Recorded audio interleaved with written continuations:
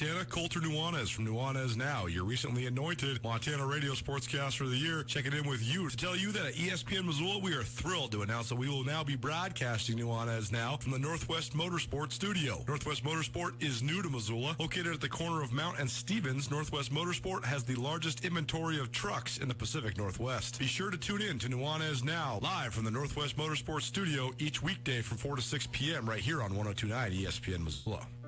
What is dedication? My biggest fear in the middle of my addiction was that my kids wouldn't have a father.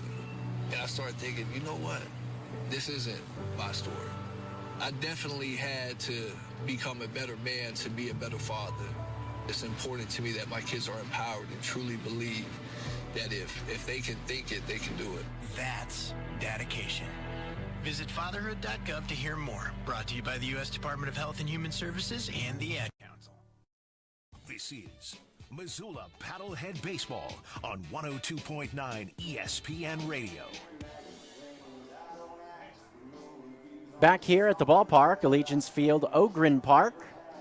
Game 3 of a 3-game set about to get underway. Paddleheads and Mustangs gave you the Billings lineup before we went to break.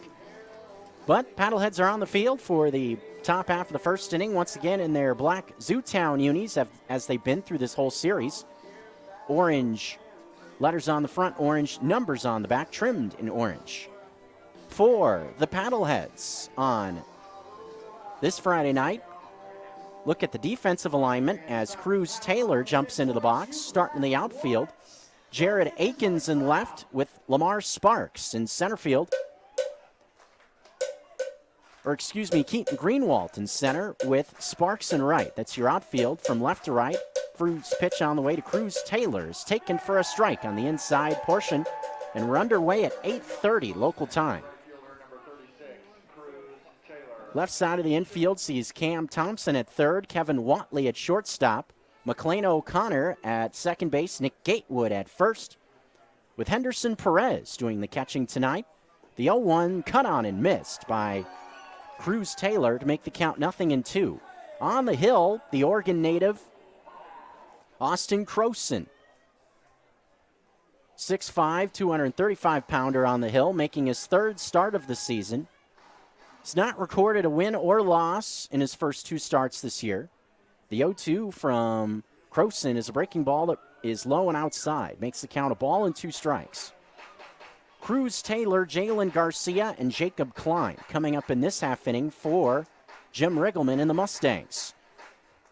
For Taylor, it's been a pretty productive series. 2 home runs in the first 2 games from this leadoff spot. The 1-2 from Croson is down below the knees. 2-ball, 2-strike count. So Taylor hitting 2 of his 3 total home runs on the year in this 3-game stint here in Missoula. Neither one of them were cheapies either. Took on right center field in game 1, the deepest part of the yard, and went to dead center field last night. 2-2 the count to Cruz Taylor. Pitch from Croson is a ball skipped foul towards Jalen Garcia, who stands in the on-deck circle. Now, with all the work being done with the field before the game to get this condition ready, get the field ready, be interesting to see if it does have an impact on the game at some point. A funky hop, player losing his balance due to a slick field, that sort of thing. You hope not. Just something to keep an eye on. The 2-2 to Taylor is a hopper towards second base, backhanded by O'Connor, throws on to first low, but dug out by Gatewood for out number 1. So Taylor puts on a little bit of a battle, first batter of the game, but he is going back into the dugout, recording out number 1 on a 4-3 putout. So that will send Jalen Garcia into the box. Garcia has been out there in every game thus far for Billings. They've played in 12 games coming into action tonight. Garcia, 19 for 50 so far, 380 average. First pitch to Garcia is outside and high. A ball, 1 strike the count. No ball, or 1 ball, no strikes the count. 1-0, 1 out, base is empty, just underway in the top of the first. Garcia, a home run, triple, and 10 driven in as the 1-0 is fouled off to the right.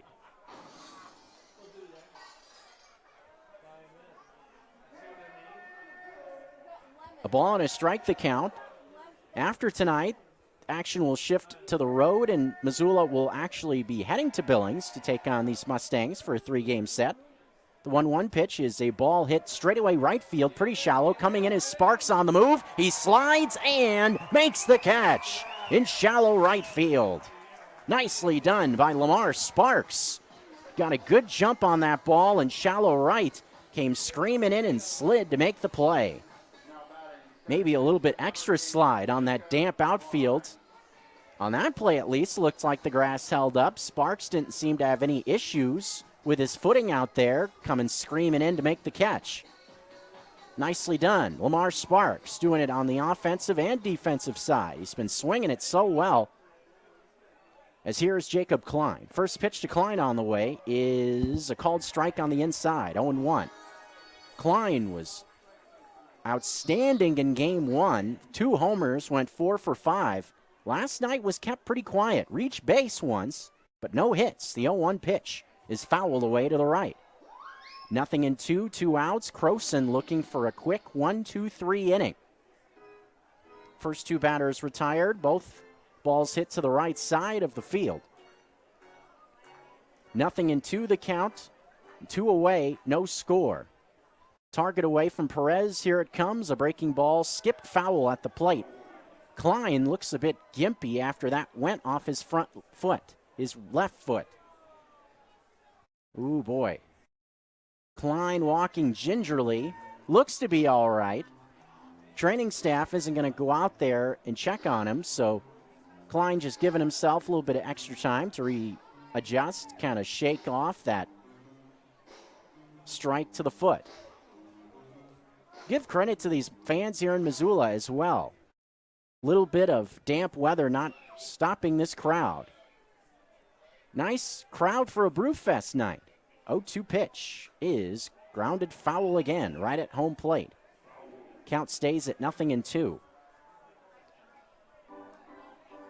It is, despite the wet weather, definitely a festive weekend-like atmosphere for your Friday night. 0-2, 2 gone.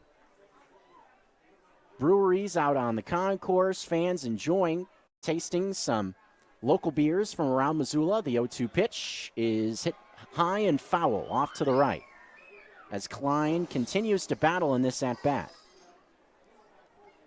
Klein, an even .500 batting average in 11 games. 21 for 42. Includes 2 doubles, 4 triples, 3 homers, and 14 RBIs. Team best 14 RBIs on the year for Klein. Gabe Wirtz would hit next if Klein gets aboard. The 0-2 with 2 outs is taken for strike 3 on the outside corner. Good pitch there with some sink from Croson, and the Paddleheads are out of the top of the first. 1-2-3. We're headed to the bottom half of the inning. Paddleheads with the 1-0, or excuse me, this is a tie 0-0 game. Paddleheads have not come to the plate yet.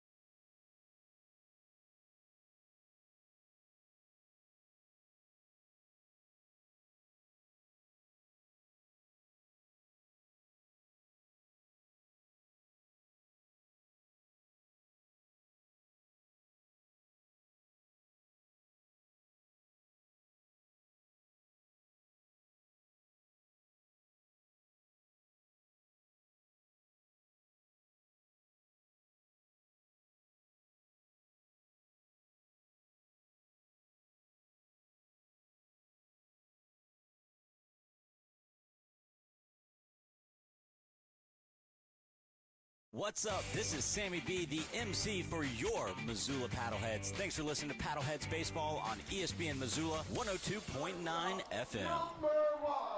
Back to the action here. Bottom of the first inning, about to get rolling. Leadoff man Kevin Watley will get things started, followed by McLean O'Connor and Cam Thompson. 1-2-3, familiar 1-2-3 spots in this series.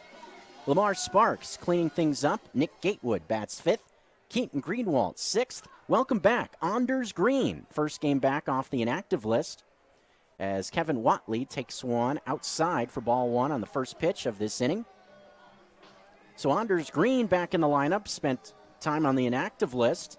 Not out in the field defensively. He is the DH batting seventh, with Henderson Perez batting eighth, and Jarrett Akins winds out the batting order. 1-0 delivery to Kevin Watley, misses low and inside. Evens up the count at a ball and a strike. Defensively for the Billings Mustangs here in the home half of the first inning, Nick Olch in left field with Jalen Garcia in center. Cruz Taylor in right. That's your outfield from left to right. Jackson Raper at third. Jordan Barth, the shortstop, on the left side of the infield. 2-0 pitch to Watley. Called strike on the outside to make it 2-1. With Jacob Klein at second. Tristan Peterson at first. A former paddlehead, Nico Pacheco, doing the catching behind the plate. And on the hill tonight for the Billings Mustangs is right-hander Logan Doobie. The 2-1 pitch is called strike on the inside, makes the count 2-2. Doobie in his first year with Billings, making his third start overall on the season, spent last year with a couple of different teams in the Frontier League, another independent league similar to the Pioneer. 2-2 pitch to Kevin Watley is down below the knees. They're going to appeal to third, no swing. Count now full to Kevin Watley. It's been, guess you could call it a power surge for Watley. The last two games had the walk-off homer in game one of the series on Wednesday. Led off the bottom of the first with a solo home run yesterday as well. Watley also went 3 for 4. Nice night swing in the bat. Watley's had a great series offensively. Average at .340 overall. 4 doubles, the 2 homers, a triple, and 5 driven in. The payoff pitch is just outside for ball 4. And Watley draws a leadoff walk. Sets it up for McLean O'Connor. O'Connor getting himself back rolling again, coming off the inactive list is this week. Had a great first game back. First game of the series, went 3 for 4 with a 3-run home run. Last night kept pretty quiet, did reach base with a walk, but went 0 for 3. Watley on at first, no score. Bottom 1. Pitch on the way is down below the knees to O'Connor to make the count 1 ball and no strikes. With it being the Brewfest night, with all the breweries pouring beer on the concourse, also have Western Cider here pouring cider, so not all beer out on the concourse. But with it being the Brewfest night, they've got beer-themed intros up on the scoreboard as O'Connor skies one down the first base line in foul territory. Peterson is underneath it. He puts it away for the first out of the inning in foul ground. Just a high pop-up on the first base side, and O'Connor is retired for the first out of the bottom half of the first inning. It's Cam Thompson will jump in as the beer batter. Did pretty well as the beer batter earlier this year in a game against Billings. He was a beer batter on a thirsty Thursday, the second game of the year on May the 26th. He went 3 for 5 that night. First pitch to Thompson misses down low. And from the fans' perspective, his first 3 at-bats all came before the 7th inning. So, of course, if you've been to a baseball game, you kind of know the drill that last call is in the 7th inning. So not only did he pick up 3 hits, but he gave the fans discounted beer 3 times. That's a way to become a fan favorite right there. The 1-0 pitch is hit high and foul off to the left. Ball and 1 strike the count. Touched on the beer-themed player intros up on the big board in left center field. Thompson has been turned into, looks like some type of that's a Highlander can. There we go. Bunch of good beers over there. As a throw over checks on Kevin Watley, who reached on a walk to start this inning. Mentioned Western Cider. Conflux is here. Draftworks is here. Cranky Sam's is here. That's just to name a few of the local Missoula breweries. Throw over it again to check on Watley, who dives back in safely. No score, bottom 1. Lamar Sparks, the hot-hitting Lamar Sparks, waits in the on-deck circle for Missoula. Cam Thompson in the box. Been off to a bit of a slow start in the first 2 games of this series, looking to get it going here in Game 3. Just 1 hit in the first 2 games, and there's number 2, right up the middle, base hit for Thompson. Here comes Watley to third. He stops there, and the beer batter gives the fans what they're looking for. Here in the bottom of the first, a single to get some discounted brews. Here we go. Here comes Lamar Sparks into the box now with runners on at the corners and only 1 out. Missoula got on the board immediately in last night's game, a 3-2 win over these Mustangs. Scoring in the first thanks to Kevin Watley, as I mentioned, and never trailed the rest of the way. Mustangs did tie it a few times in the early innings, but it was all about the bullpen coming down the stretch for the Paddleheads a night ago.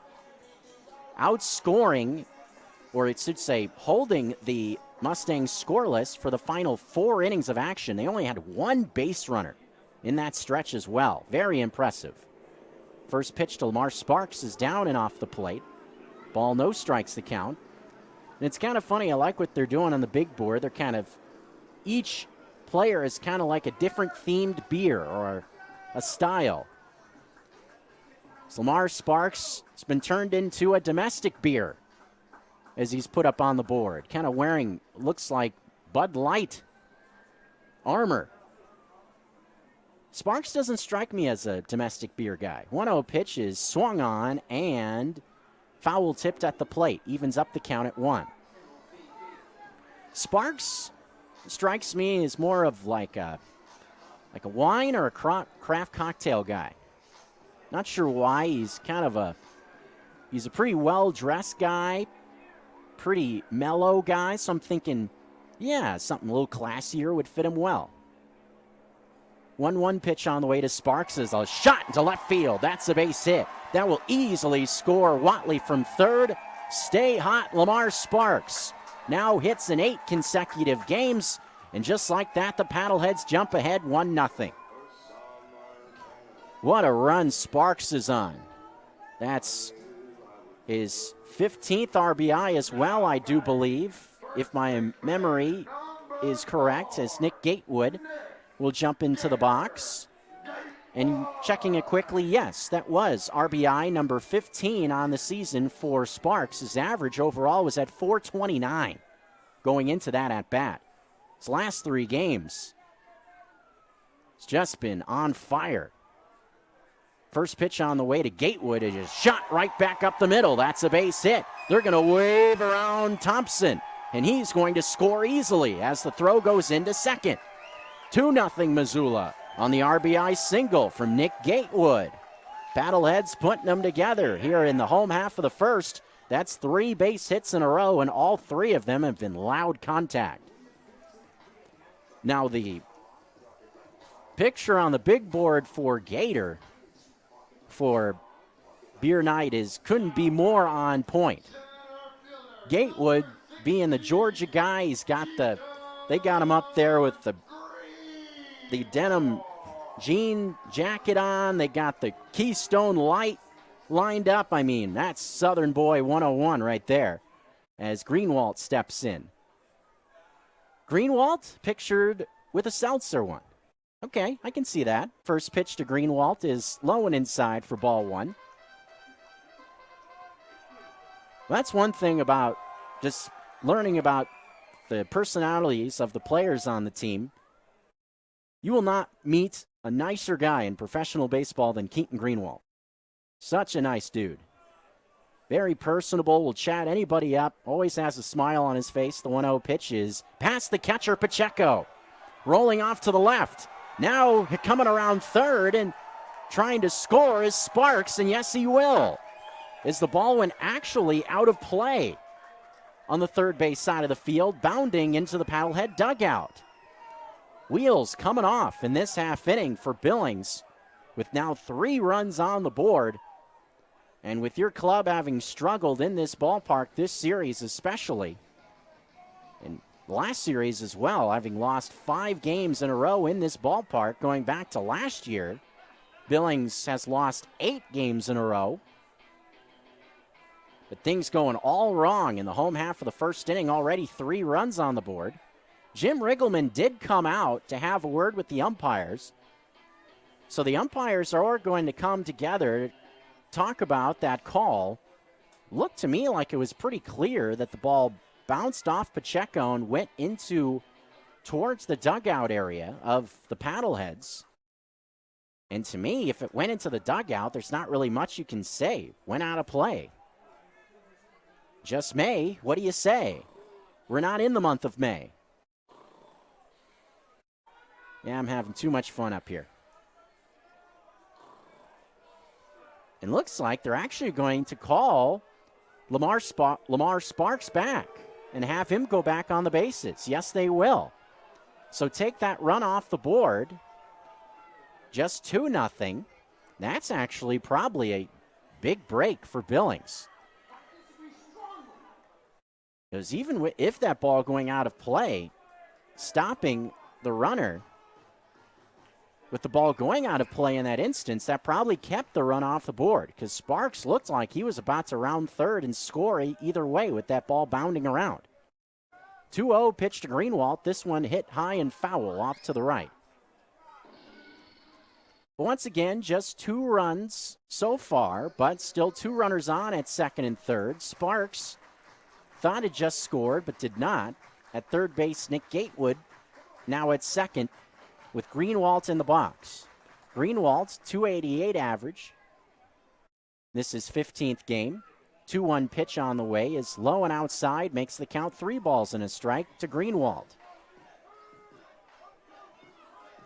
Greenwald a chance to really make this a big inning with a couple of runners on base in scoring position. Just 1 hit in the first 2 games of the series, 1 for 7. Anders Green waits in the on-deck circle, a switch hitter. The 3-1 pitch is taken low for ball 4. Second walk issued in this half inning for Doobie, as the bases are now loaded for Anders Green. Anders Green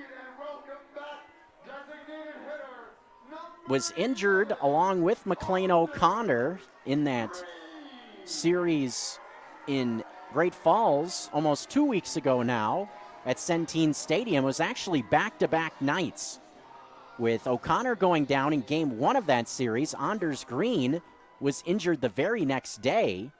That really put the Paddleheads in a tough spot for the final game of that series. Pitch on the way to Green as a hopper first base side of the glove of Peterson and into right field. This is going to score a pair. Sparks scores right behind his Gatewood, and that's a 2 RBI single for Anders Green. Fanning the flames, it's 4-0 Paddleheads. Big swing there for Green. Welcome back. That was actually Green's second and third RBI on the season. Anders Green third hit of the year as well, as Henderson Perez will now come into the box. And now coming into the box is Henderson Perez, the birthday boy. It's Perez's birthday. They got a little tribute post on social media I saw today for Perez. First pitch to Perez is a ground ball towards the middle. Diving stop made. Flip to second. They do get 1 out. What a great play by Barth, the shortstop. Going into a slide and flipping to the second baseman Klein with his glove hand. Wow, what a great play that was. Again, a run comes in from third. Greenwald scores to make it 5-0 here in this half inning. So if you're scoring at home, that was a 6-4 fielder's choice with an RBI for Perez. Paddleheads have batted all the way around the order now as Jared Akins will step into the box with 2 outs and a runner at first. Great start for Missoula, jumping ahead 5-0. Akins, first pitch to him is a sharp ground ball. Sliding, no, Klein couldn't come up with it. There we go. Woof. Our single for Akins. Some reason that sentence just did not want to come out of my mouth. Klein made a dive to try to stop that one on the first base side, but just couldn't come up with it. We've seen that a few times in this inning as well, with a sharp grounder going off the glove of Peterson. Also have seen Klein right there dive to stop that one, couldn't come up with it. Saw the fantastic stop by Barth on the previous at-bat as well. So a lot of ground balls, but a lot of sharp hit grounders, and just a lot of loud contact in general. Looks like we're now going to see a mound visit in this spot. Maybe the Mustangs trying to buy a little bit of time in this situation. Did see the tarp come off the bullpen mound, so that means some action is going to begin in that Billings bullpen. But Missoula, great start here in the bottom of the first inning. 5 runs on 5 hits already, with it being a 5-0 ball game. And if you're the Paddleheads, you couldn't ask for a better start. You think about it from this perspective, you got a team in Billings that is fighting a lot of demons in this ballpark. And if things start going wrong right out of the chute, then that mentally just puts Billings in an even tougher spot. So you're thinking, oh boy, here we go again, just another rough night in the Garden City. Like I mentioned earlier, though, surprising this being the case this early in the year, but this is actually Billings' final road game in the regular season in this ballpark. As Kevin Whatley will now step into the box for the second time in this inning with a couple of runners on it, first and second. 5-0 advantage for Missoula in the first. As Doobie looks to second, comes home with it, and this one's down below the knees. Talk about polar opposites here in this inning. Austin Croson set down the order very quickly in the top half of the first, 1-2-3. Now this is the 10th batter of the bottom half of the inning. Whatley got this whole party started in the frame with a walk. After that, it's been all singles, no extra base hits. 1-0 is a ground ball, just foul on the third base side. Past Raper, a high hopper near the bag, just couldn't stay fair. Off the bat, I was thinking, oh boy, this thing's going to roll down the line, and we're going to watch Whatley run for a while. Just could not quite stay fair. So that thing would have hopped all the way into the corner, down the line. Not to be. 1-1 the count to Whatley. Pitch on the way is just down below the knees to make the count 2 balls and a strike. Perez, the lead runner at second base. Jared Akins at first. 2-1 the count to Kevin Whatley. McLean O'Connor would bat once again in this half inning if Whatley can find a way aboard. Doobie looking at second base. Target away from Pacheco. Here it comes. Whatley swings and misses at a pitch on the inside part. So that pitch, I believe, missed the target from Pacheco, who was set up outside. But it was a good miss, as that one was low and inside. As it ended up, if you're going to miss someplace, you'd rather miss low than hang something right out over the plate. 2 balls and 2 strikes, the count to Kevin Whatley. Pitch on the way is fouled off to the left, hit the other way. Look out as it sailed over the top of the protective netting on the left-hand side. No folks came out for some extra beer action, but don't want to have foul ball go into the mug, so to speak. They did give away these little commemorative mugs for Beer Fest tonight, little sample size guys. I would think it would be good to have a little mug like that. It's not a full beer. It's about 6 or 8 ounces or so. So if you were trying some different stuff, had a number of big bottles open, you're just kind of comparing and contrasting, it would be a great cup. So you can try different beers, but not have whole ones, and so you're not walking sideways and that sort of thing. It's me being a guy growing up in the wine country, tasting all different types of wine was something I grew up with, and of course I kind of equate it to beer, like to do blind tastings and just try all bunch of different stuff. Good city to drink beer, Missoula. 2-2 pitches off the plate, blocked by Pacheco. Nicely done.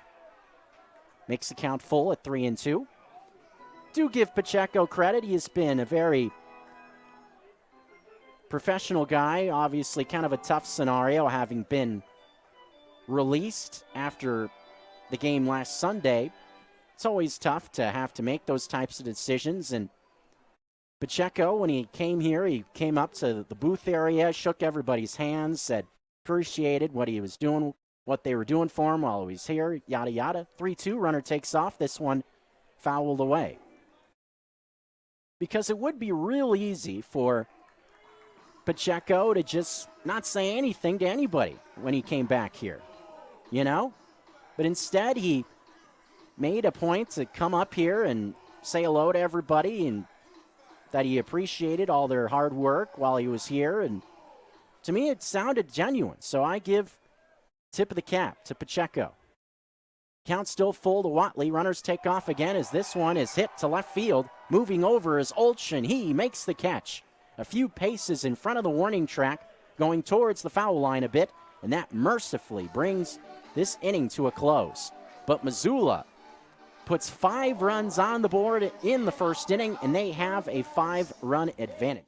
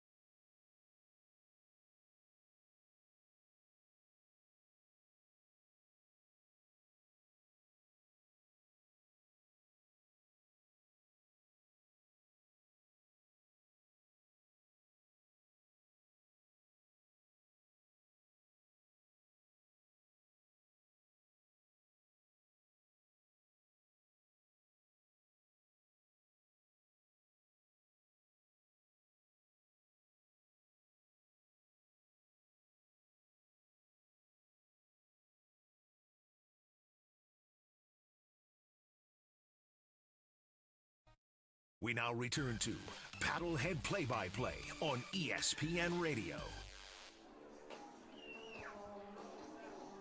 Friday night filled with some baseball. Paddleheads off to a great start offensively.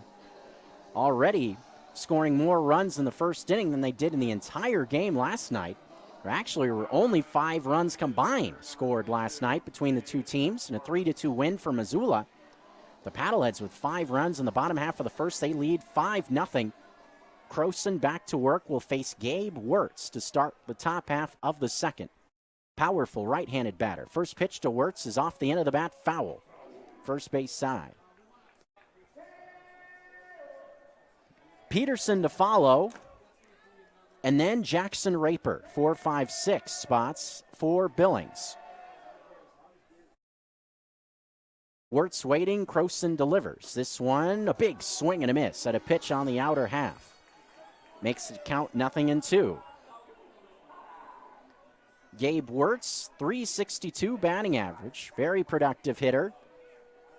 Pioneer League leading, 6 homers, 15 RBIs. Good for first on the team as well. The 0-2 pitch is outside. Paddleheads have done a pretty good job with Wirtz to this point. 3 hits and 8 at-bats, but keeping him out of the home run column to this point. 1-2, Croson throws. This one is a high fly ball. Going back a bit is Watley towards the ball, leaping up and making the catch. In right center field is Keaton Greenwald. Leapt up at the wall and made the catch. Said Watley's name for some reason, but what a great play in left center field by Keaton Greenwald. Leaping up to take one away from Wirtz. Not sure if that one had home run distance or not in left center, but that fly ball just kept on carrying, and Greenwald was able to track it down for out number 1. Tristan Peterson now into the box. First pitch to Peterson on the way. Check swing is inside. Peterson originally was kept out of the action last night, but was put into the game late due to an injury to Mitch Piotnik, playing in the outfield and left. 1-0 delivery is a bit high, or no, a late called strike to Peterson to even up the count. And to say it bluntly, it has been a rough go for Peterson at the plate to this point. 1-1 pitch to him is down low to make the count 2 balls and a strike. Peterson just 3 hits and 31 at-bats to this point. Does have 4 RBIs. 1 extra base hit. It was a double. And in this ballpark, Missoula 1 for 14 at the plate. Raper to follow. In this half inning, 5-0 advantage for Missoula. Croson throws. The 2-1, it's down below the knees to make the count 3-1 to Peterson. Croson kicking some dirt around. Got some help from the defense in this half inning. He sure appreciated that great play in left center by Greenwald. 3-1, 1 out. Peterson waits, here it comes. Breaking ball high for ball 4. Not the guy that Croson wanted to walk, I'm sure, considering the struggles for Peterson at the plate. Want to go after a hitter like that, but Peterson able to work the walk here to reach with 1 out. First base runner of the night for Billings comes here in the top of the 2nd inning as Jackson Raper will jump into the box. It's been in action in every game in this series. Brief appearance in game 1. First pitch on the way to him is low and outside. Ball no strikes the count. Raper mentioned how Billings offensively was shut down in the final 4 innings. He was the only guy to have a hit the last 4 innings last night. 1-0 pitch to Raper is fouled straight back. Pitch on the inside portion evens up the count. Lefty-lefty matchup as well with Croson, the southpaw, on the hill facing off with Raper.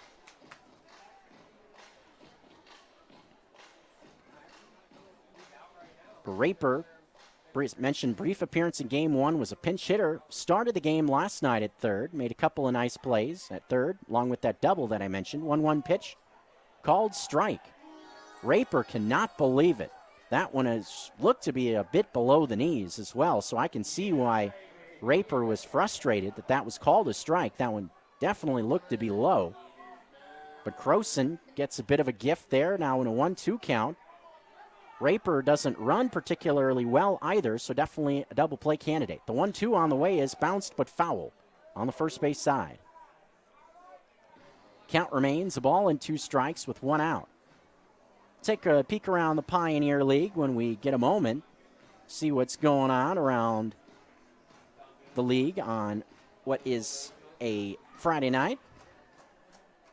Range Riders taking on the Voyagers. Chuckers and Vibes also in action as Raper hits one high in the air, near foul territory, third base side. Thompson underneath it makes the catch. Going towards the bullpen a bit for the second out of the inning. Raper retired. That will send Jordan Barth, the shortstop, into the box, the number 7 hitter in the order for the Mustangs. Saw Barth make a fantastic play at short in the last half inning defensively, kind of stopping the bleeding, so to speak, in that frame. A diving stop, then flipped to Jacob Klein, who was covering the bag at second to get a fielder's choice. Just a fantastic play. As Croson will toss over to first, check on Peterson before the first pitch is thrown to Barth. 5-0 is the advantage for the Missoula Paddleheads over the Billings Mustangs. We're in the top half of the second inning. Croson comes home with the first pitch. This one a breaking ball. That is a called strike on the inside portion. Good slider with tight break right at the knees. 0-1. Croson seems to, for the most part, be in control. First couple innings, that's good feel for all his pitches. The 0-1 on the way. Another breaking ball. Slowly bounced left side. Thompson on a couple hops, flips across the diamond low, but Gatewood's got it at first. Nicely done by Nick Gatewood.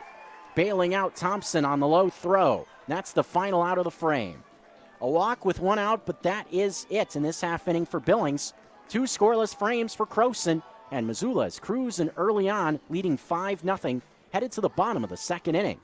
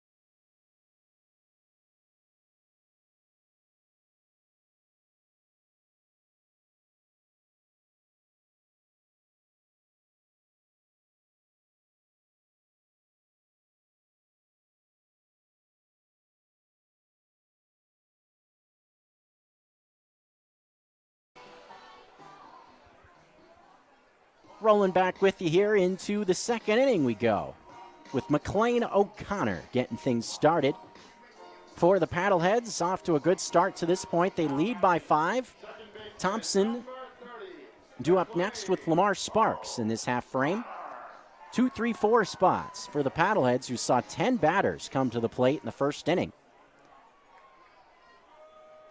Billings going to stick with Doobie for now. First pitch on the way is way inside. It hits O'Connor. And just like that, the Paddleheads have their leadoff man aboard once again.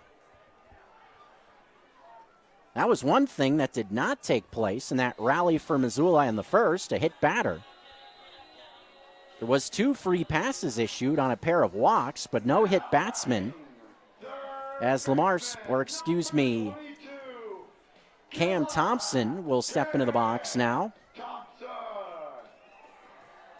O'Connor did not reach in that first inning. Hit a pop-up on the first base side and foul ground. Reaches base for the first time in this AB. As Cam Thompson will jump in, the beer batter, for the second time. First pitch to Thompson is a late called strike with a fastball. 0-1 the count to Thompson. There were 5 hits for the Paddleheads, part of that 5-run rally in the first inning. All singles for Missoula. Thompson, base hit right back up the middle in the first inning. 0-1 count, pitch on the way to him is fouled straight back. Again, pitch on the outer half. Thompson seemed to be right on it, though, but now in a tough spot, trailing in the count 0-2. Couple of games well ahead of us due to us being in the long delay. They're already in the 8th inning in Colorado Springs, and the vibes might finally be vibing on a Friday night. It's been a long season to this point, but they do have a lead. Throw over to first, checks on O'Connor, who dives in safely. But the vibes have a lead over the Chuckers. They've just been getting hammered the last couple of nights. They started the season 1-13 on the season. They have a lead, though, in the 8th inning. 4-run advantage, 9-5 the score. Vibes with the lead. As Thompson slowly hops one to Doobie, flips to second to get one, and that's all they'll get. As Thompson is able to beat it out to first, the throw went to the shortstop Barth at second base, covering the bag. So that's a 1-6. Fielder's choice to record out number 1 here in the bottom of the 2nd inning. It's Lamar Sparks will now jump back into the box. Glacier Range Riders had a very tough time last week against these Mustangs. Now looking to take their second game opposite the Voyagers in their series with Great Falls. As Sparks checks the swing, but pits it into play. Right side coming in is Klein. He makes the throw over to first in time for the second out of the inning.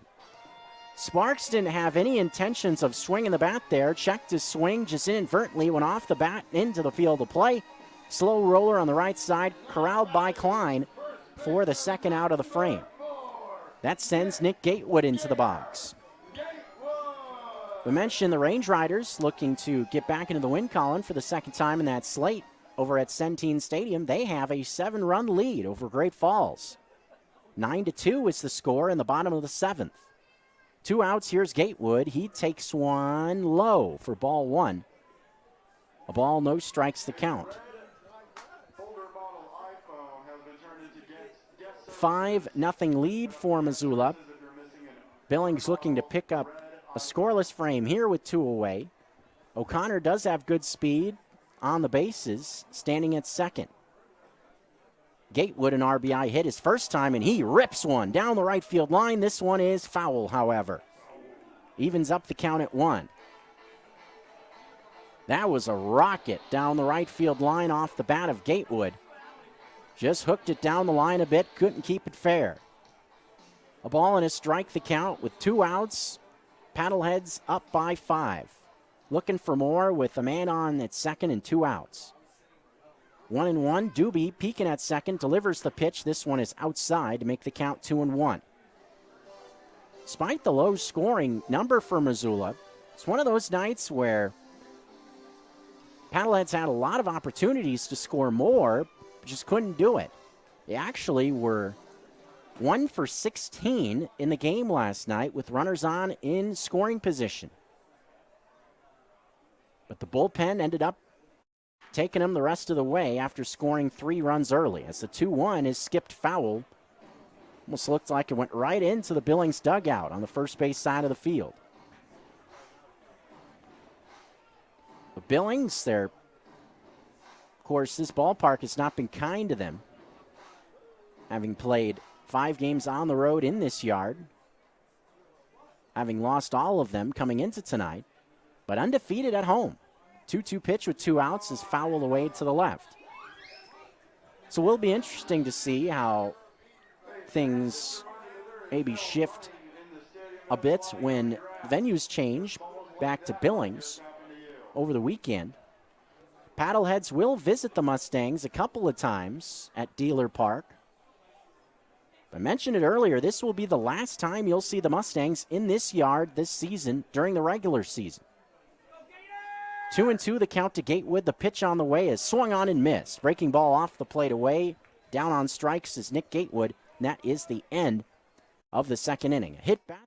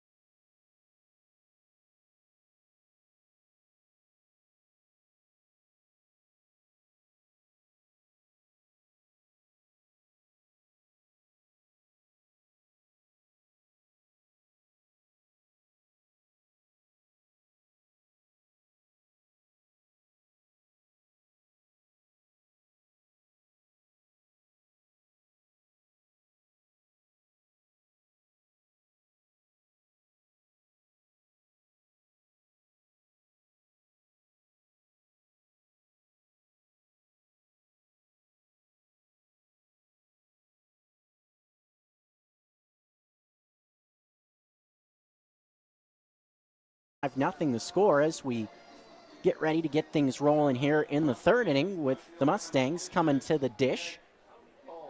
Will be Nick Olch, the former Napa Silverado, getting things started, followed by Nico Pacheco and Cruz Taylor in the top of the order coming up. 8-9-1 spots for the Mustangs.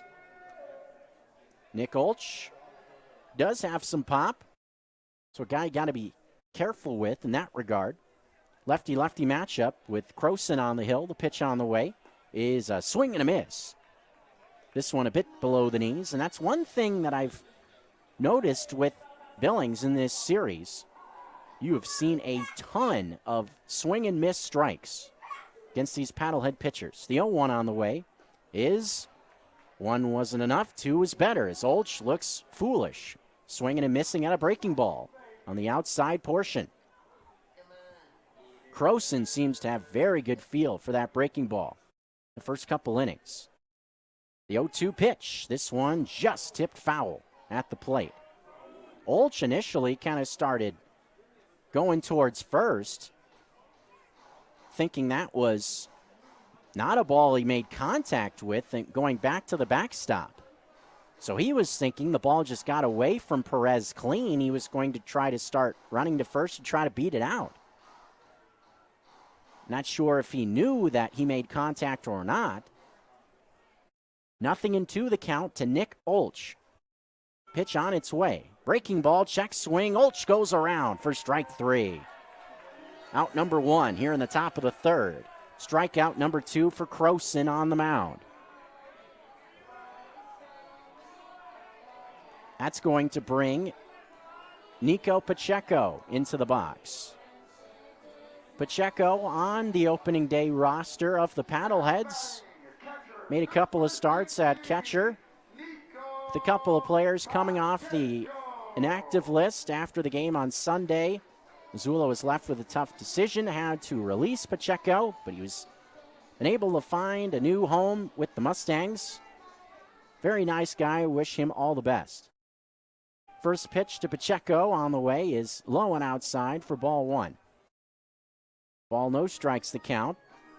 Pacheco now appearing with his third team in the Pioneer League. Spent last year with the Ogden Raptors. Started this year with the Paddleheads, now moves over to Billings. Pitch from Croson, 1-0, is bounced foul on the third base side to even up the count at a ball and a strike. Paddleheads with 5 runs in the first inning to jump out immediately, still standing with a 5-run advantage here in the top of the third. 1-1 the count to Nico Pacheco. Had a .304 average in limited action with Missoula.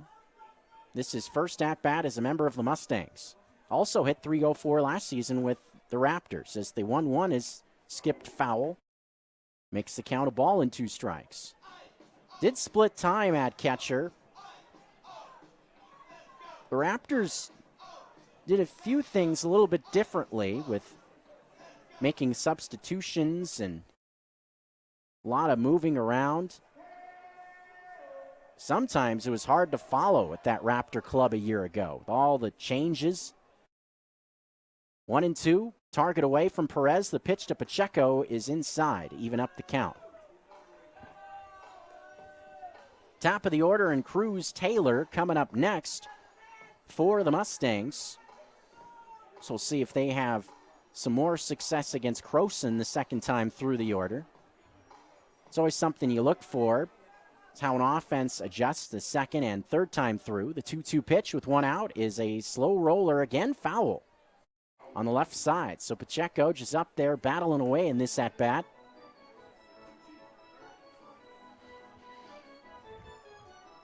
Showers have subsided, looking kind of to the south of us, almost directly behind the ballpark, behind my back. Even seeing a few pockets of blue. Is that a good sign for the weather conditions moving forward? I think the rain stopped just in time to get this game in tonight. 2-2 to Pacheco is hit down the right field line, but foul. And with weather and potential delays and that sort of thing, they get through the 5th inning, then you can call it an official game.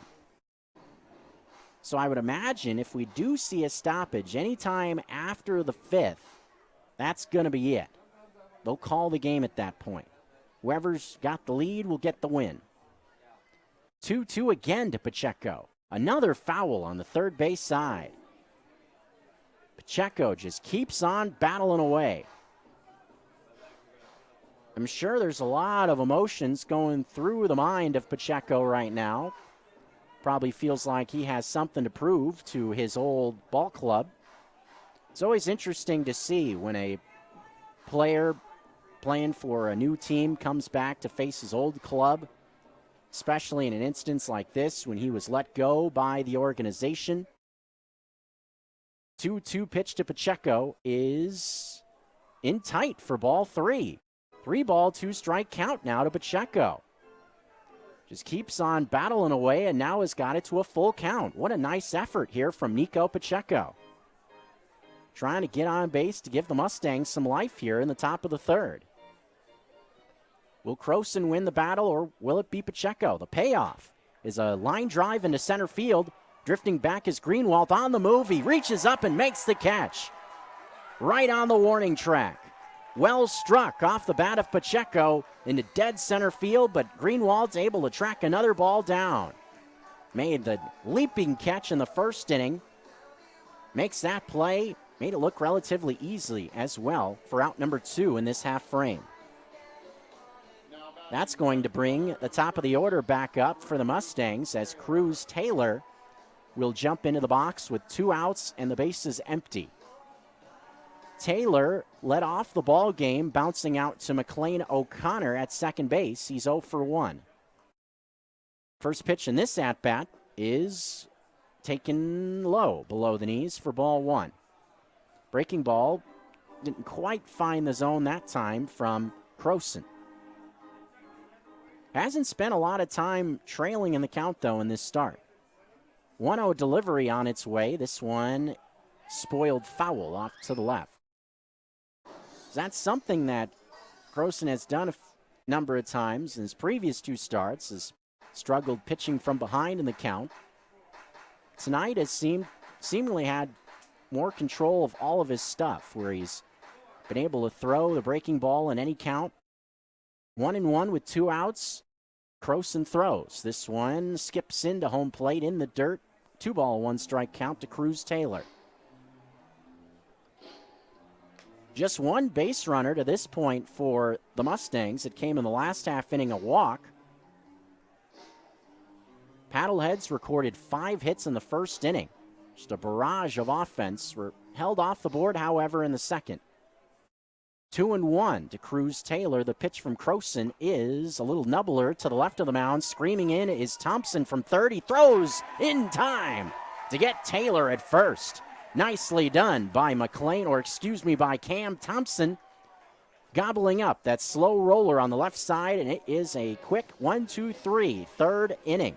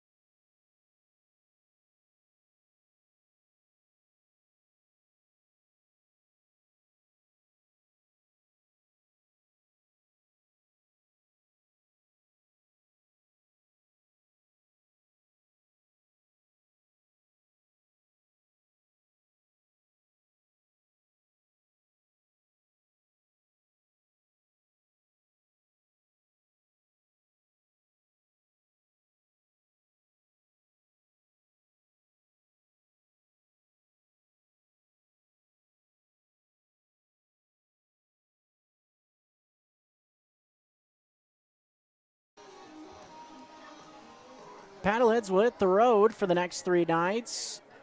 Saturday, Sunday, and I should say next 3 games, as got 2 night games mixed in with a matinee affair on Sunday. The Paddleheads will head to Billings for 3-game sets. 6:35 first pitch tomorrow night, 1:05 on Sunday, and then back to 6:35 for the finale on Monday. We'll have all the action for you here on 102.9 ESPN and GoPaddleheads.com. Keaton Greenwald will jump into the box to get this half inning started with the Paddleheads leading by 5. First pitch of the frame is low and inside for ball 1 to Greenwald. Greenwald's Anders Green, then Henderson Perez. 6, 7, 8 spots in the order. Greenwald drew a walk in the first inning, part of that 5-run rally. One of 2 walks issued so far from Doobie as the 1-0 pitch is swung on and missed. Even count, ball and a strike to Keaton Greenwald. It's Doobie, after throwing a scoreless second, looked to further establish himself after the rough first inning. Pitch to Greenwald misses outside. A ball and 2 strikes now the count to Keaton Greenwald.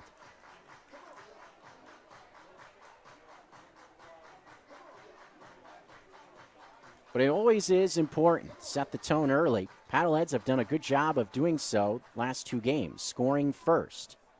Get the ball rolling. 1-2 the count to Greenwald. Open stance from the right. Slowly moving that bat up and down. Doobie comes home. This one a line drive, but foul down the left field line. So we'll see another 1-2 offering to Greenwald. Just couldn't quite keep that barrel hit back quite long enough that time. A ball and 2 strikes the count to Greenwald. Pretty calm conditions at this point. Seems like the clouds are kind of starting to move out for now as Greenwald fouls one off. 1-2 the count. Doesn't sound like this weather is affecting the Billings area too much. Billings, about 4.5, 5-hour drive from here in Missoula. It's not too tough in terms of directions either. 1-2 pitch on the way. Check swing. This one breaks down below the knees for ball 2. Count now evened up at 2 balls and 2 strikes to Greenwald. I mean, if you mess up the directions to Billings, well, not much I can say. You just got to remember one road. That's it.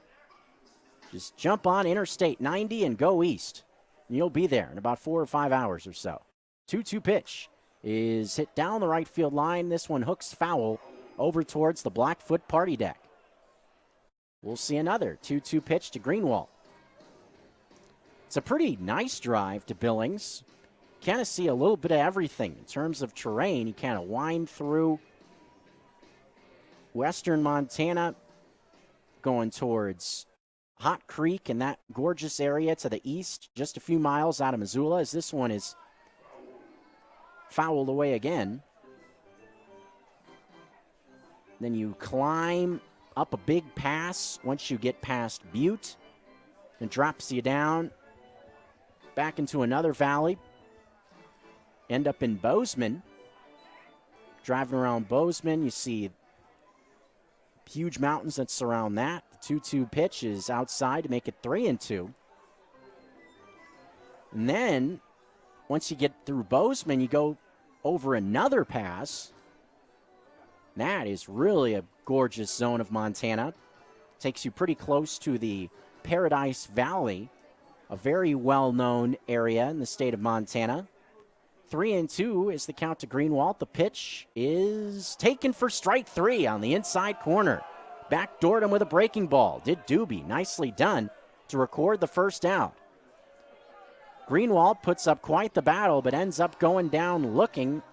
Perfect pitch on the inside, as now Anders Green will jump into the box. Green mentioned this his first game back coming off the inactive list. Showed out in his first at-bat, picked up an RBI single on the right side of the infield, 1-for-1, part of that rally in the first. First pitch to Green here is taken at the knees for strike 1. 0-1 the count to Green. Touch on it being Brewfest night, and they've got special beer-themed introductory photos up on the big board, going with different beer themes. Anders Green, him being a West Coast guy that fits, saying he's an IPA guy. The double IPA looks like. 1-1 pitch is inside, or no, late called strike to make the count 1-2. 1 out, base is empty, bottom 3. Being a West Coast guy, Anders Green, makes sense. There are a lot of great IPAs that come out of the West Coast. The 1-2 pitch is outside, evens up the count. Missoula, also a big IPA town.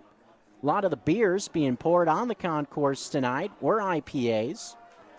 Seemed like most of the breweries that were here had at least one IPA that they were pouring. 2-2 the count. Perez to follow.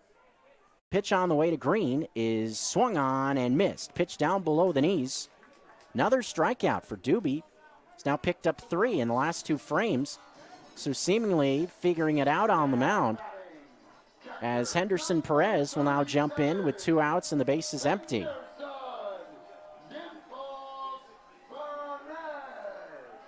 Perez picked up an RBI, hit a sharp ground ball towards the middle, but it was a great diving stop made by Barth, the shortstop, keeping it in the infield, and was able to flip it to the second baseman, Klein, who was covering second base. With a runner coming over there, they were able to get the force on the play. But man, you think Barth making that stop, who knows if that out wasn't recorded, what else would have happened in that frame? 1-0 pitch to Perez is a ground ball left side. Barth, a little bit easier play behind the second base bag, throws in time to get Perez, and that is the end of the third inning. 1, 2, 3 go down the Paddleheads in the third. Quiet inning on both sides. 6 up, 6 down. We're headed to the top of the fourth with the Paddleheads leading 5-0. I am Jeff Laporte, an orthopedic surgeon and the medical director of the Missoula Bone and Joint Surgery Center.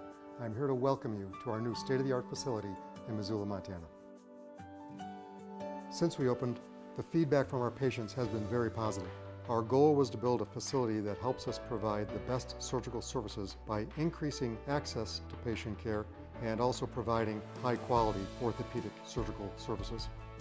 In addition to the usual outpatient procedures we have done for years, we can also offer joint replacement surgery and spine surgery with the option of an overnight stay. Research shows that patients' outcomes are better if they return home soon after surgery. Our board-certified orthopedic surgeons, anesthesiologists, and support personnel are committed to providing the highest quality of care at our new state-of-the-art facility at Missoula Bone and Joint Surgery Center. Missoula Bone and Joint. Quality care from people who care.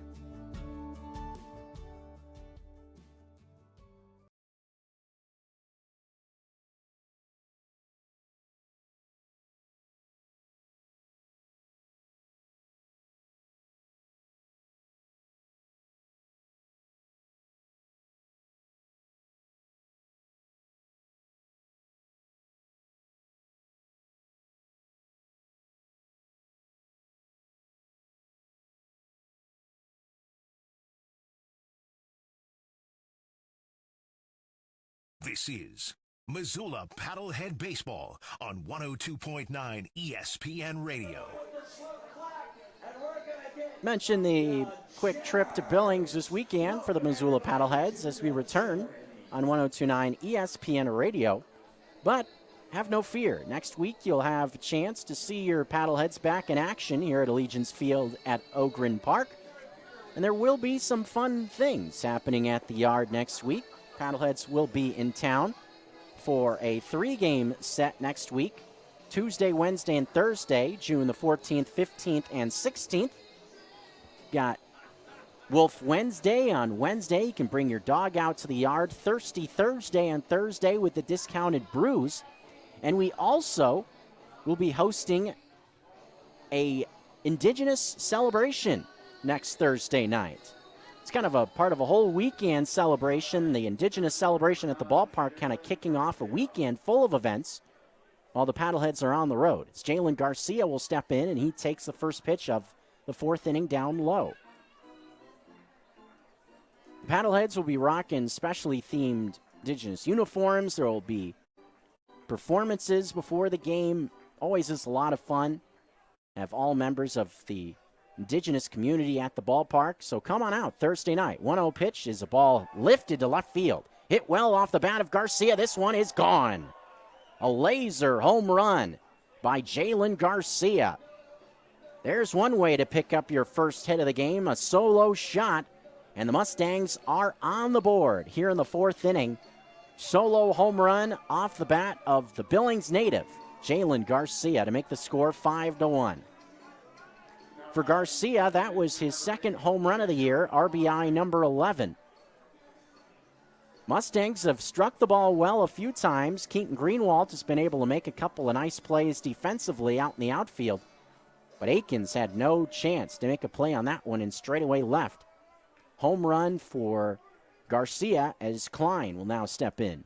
Croson throws the first pitch. This one a ground ball, slowly hit to the right of the mound. Going to be a tough play. Croson tried to glove it and throw it, but couldn't do anything with it. That's going to be a swing and bunt single for Klein. Just a slow roller on the right side that was hit in a spot where it was too far of a run for O'Connor to try to come in to make a play, and also was too far away from the mound for Croson to try to go get it. As Gabe Wirtz steps in. And it really doesn't do much for Gatewood to try to go after that ball either, because then first base is left unoccupied. Gabe Wirtz now into the box. Nobody out. First pitch to him is a breaking ball taken low, or no. Late called strike. That late call at the plate has been getting me a few times. Was a breaker. Nicely thrown slider from Croson. Dropped right in at the knees. Gabe Wirtz, a fly ball to center field his first time. First pitch on the way is, or the 1-0, or the 0-1 pitch, misses high to even up the count. Was one of two very nice plays from Keaton Greenwald. Hit almost right underneath the scoreboard, just a shade into left center below the Allegiance sign. Greenwald went into the wall making a play to take one away from Wirtz as Croson throws over to first to check up on Klein. And that's one thing the Mustangs have done a pretty good job of in this series, the home run ball. They've had home runs in each game of this series, including 3 in Game 1. Had a couple of homers last night as well. 5 overall by my count. And this is the third game of this 3-game set. A ball and a strike the count. Nobody out in the inning, so the Mustangs trying to put something together here. 1-1 pitch is fouled away to the right. Garcia getting him off to the good start. Immediately getting on after that was Klein. When you're trailing early game like the Mustangs have been, it's just about trying to scratch and claw, not trying to panic too much when you get behind early. 1-2 the count to Gabe Wirtz. Pitch on the way is swung on and missed. Down below the knees. Strike 3 for out number 1. Strikeout number 3 for Croson on the mound. 4th inning, kind of a new promotion with Big Creek Coffee Company. The jitter inning. It's the new tradition here at the yard. Opposing player strikes out in the 4th. Everybody gets free coffee. So far, the jitter inning has been a pretty good promotion. I believe I've seen at least one strikeout in every jitter inning in this series. So we'll have to keep track of that. As Tristan Peterson now comes into the box with 1 out.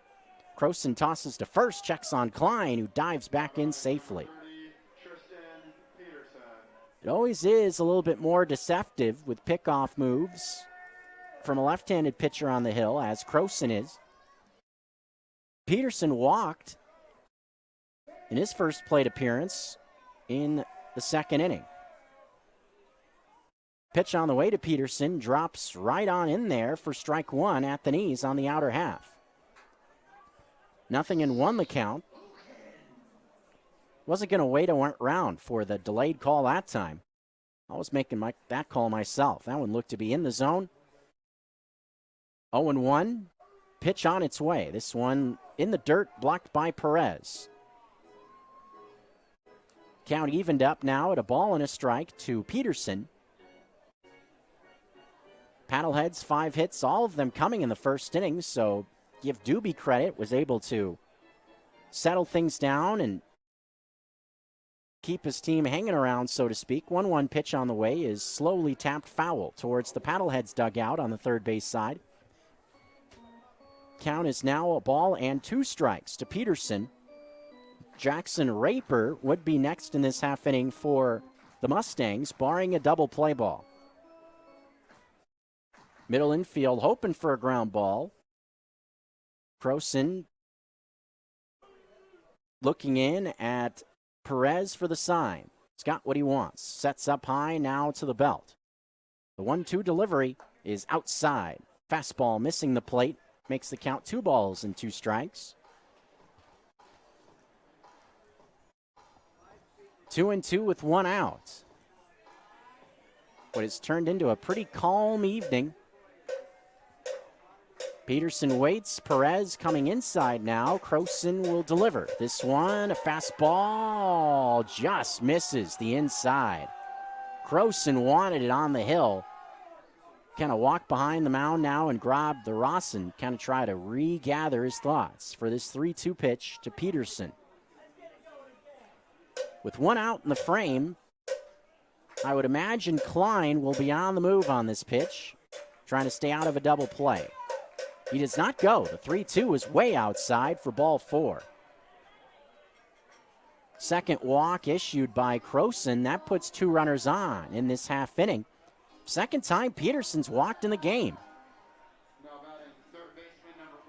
As Jackson Raper will now be the batter. If you're Billings, this is what you're looking for. Get guys on base. Put your offense in situations where you can drive some runs home. Try to fight your way back into this one. Fourth inning, by trailing by 4. Obviously, this game far from over. Saw the Paddleheads erase a 4-run deficit in the win in Game 1. First pitch on the way. Fastball misses the outside corner. No. Was on the outside for strike 1. 0-1 the count. Raper popped up into foul territory. His first time, 0 for 1. A 1 delivery is a breaking ball taken off the outside part of the plate. Even up the count at a ball and a strike. Croson again not happy with that call on the mound. He thought that was on the outside corner. A ball and a strike now the count with 1 out. Raper with below average speed, definitely a candidate for a double play if he hits one on the ground. 1-1 pitch on the way is a fastball that misses the outside. And there we go, that late call getting me again. That was strike 2. It's just driving me nuts, to be honest. A ball and 2 strikes the count with 1 out. 5-run advantage. The Mustangs on the board in this half inning, thanks to Jalen Garcia, a solo home run. 2 runners on with 1 out. Raper in a 1-2 count. The pitch from Croson on the way. It's a breaking ball, slowly tapped first base side. This one is going to kick foul. Just foul. Paddleheads fortunate that ball did not stay fair. Almost saw the second swing and bunt hit in this inning. That's how Klein got aboard. Hit kind of a slow-rolling chopper, kind of in between the pitcher's mound and first that nobody could get to in time. Raper will now have to go back into the box, still trailing 1-2 in this at-bat. Jordan Barth waiting in the on-deck circle for Billings. Croson ready for another 1-2 pitch. Sets just below the belt. The 1-2 on the way is to the backstop. That one well in front of home plate. Now the double play out of the equation as well. Both runners move up to second and third. 1 out in the frame. So that a big instance. First base is open now. This takes some of the pressure off Raper.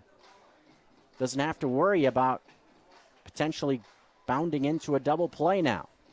A base hit here would put 2 runs on the board, most likely for Billings, and get them right back into it. 2-ball, 2-strike count to Jackson Raper. Croson looking to get tough here with a couple of men in scoring position. The lefty kicks and throws. This one a high fly ball into right field. Coming in is Sparks, still coming in into shallow right, makes the catch. Fires towards the plate to keep the runner stranded at third as Klein stays put. Nicely done by Sparks. Not allowing Klein an opportunity to try to tag up. That's a big second out recorded in this half inning. Things will now be left up to Jordan Barth. Barth made a great defensive play at short to help his club out in the first. Maybe has a chance here to do something offensively, help his team. Barth hit a pop-up that was tracked down by Nick Gatewood. His first plate appearance, that was to end the second inning. Batting here with a couple of runners on and 2 outs. Croson trying to get out of this jam without any more runs coming in. Barth taking his time, stepping into the box as well. Bullpen down the right field line still quiet for Billings. Saw it get up early in the first. First pitch on the way to Barth is a shot to center field. Drifting back is Greenwald. Has enough time, though, to track it down. Near the warning track in center field for out number 3. So the Mustangs do strand 2 runners on at second and third in this half inning, do pick up a run thanks to Jalen Garcia, a solo home run to start things off here in the fourth. But still a 4-run lead for the Paddleheads, 5-1 the score as we head to the bottom of the inning.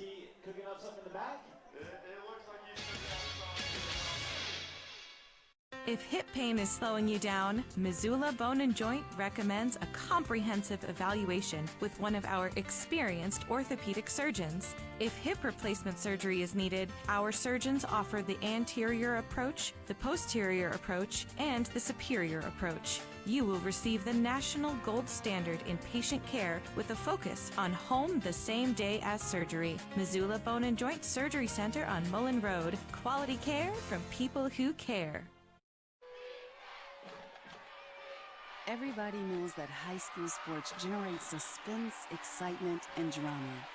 They also generate higher grade point averages, stronger work habits, and greater self-esteem. Everybody knows that high school sports give us more value for our entertainment dollar.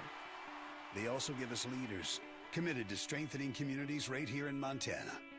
The true value of playing sports in school can't be measured in wins and losses or dollars and cents. Studies show that participation in sports, along with other extracurricular activities, is one of the best ways to teach leadership, cooperation, accountability, and other invaluable life skills. Don't just stand on the sidelines. Encourage the young people you know to get in the game. When you do, you'll be helping them get ahead in life. High school sports, a winning part of a complete education. This message presented by the Montana High School Association and the Montana Interscholastic Athletic Administrators Association. ESPN Radio for Western Montana. KKVU HD3 Stevensville and 102.9 FM on K275BS Missoula. Back to live local play-by-play on 102.9 ESPN Missoula. Rolling right along here into the bottom of the fourth, with Missoula holding a 4-run advantage, 5-1 the score. But I would think that the Paddleheads would like to get something rolling again offensively, because there was that explosion in the first for 5 runs, but since then, the last 2 innings, quiet. Just a couple of base runners in the last 2 frames, no hits. Jared Akins will get things started. Akins, then the top of the order, Watley and O'Connor. First pitch from Doobie in the 4th inning is just outside to make the count 1-0. There it is again, that late called strike. Count 0-1. That one looked to be off the plate a bit, but was called a strike. 0-1. Pitch on the way to Akins. Taken on the outside again. Strike 2. 0-2 count to Akins. Akins singled back in the first inning. Was 5 hits in the first, all singles, as I mentioned.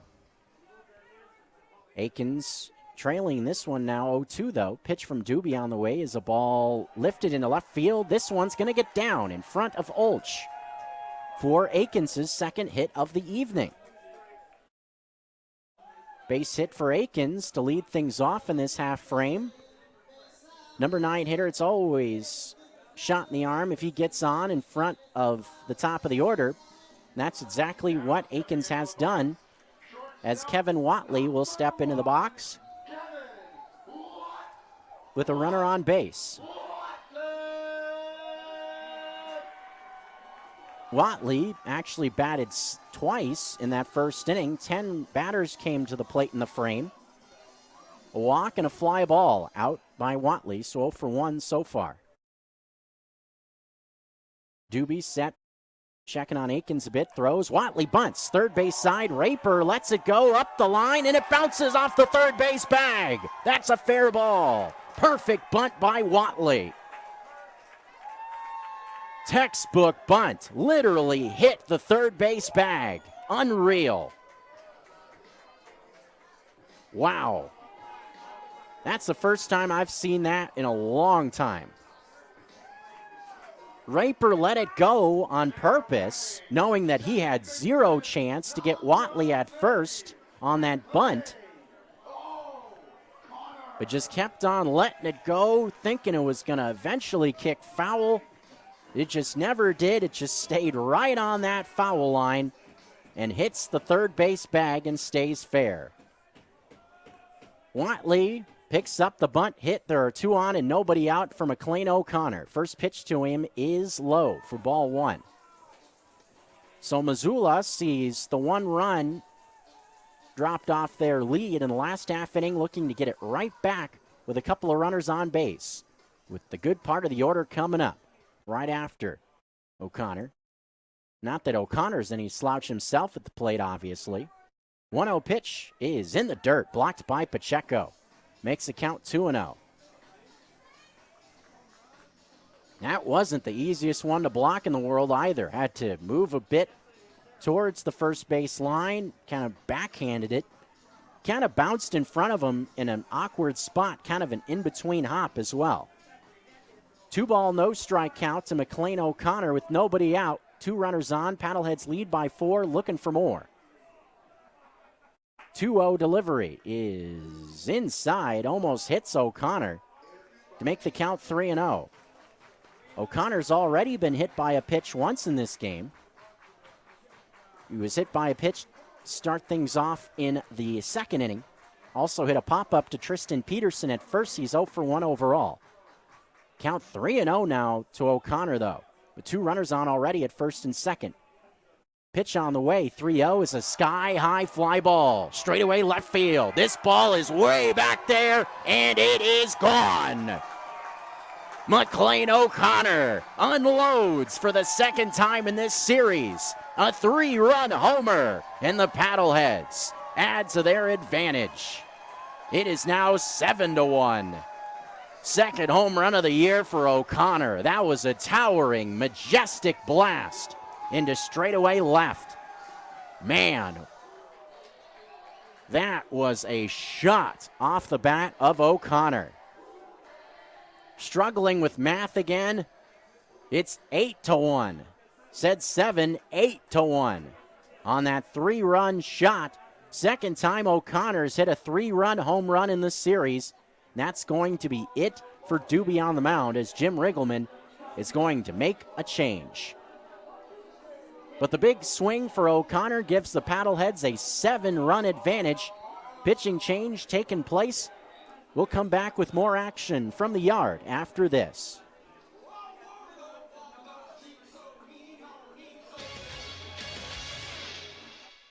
Now, the Montana Club's happy hour features BOGO beverages. Our expertly mixed cocktails, microbrews, domestics, and wine are buy one, get one free 7 days a week from 3 to 5:30. Stop in on Friday for Montini night. Sip on a top shelf martini for only $6, 5:30 to close. When you've worked hard all day and are ready to relax, the Montana Club has got you covered with BOGO happy hour 7 days a week, 3 to 5:30 on Brooks and North Reserve, Missoula. Missoula has always held a wonderful reputation as a runner's haven, a place where those who like to jog along the river and those that like to bound around the trails thrive. From the dedicated weekend warriors of our Montana communities to the exceptional college and high school running talents from across the Treasure State, many of the best athletes are the runners in and around western Montana. Tune into Nuanez Now, twice a month for River City Runners, a local segment about the Montana running community. River City Runners is proudly presented by Zootown Sports Cards.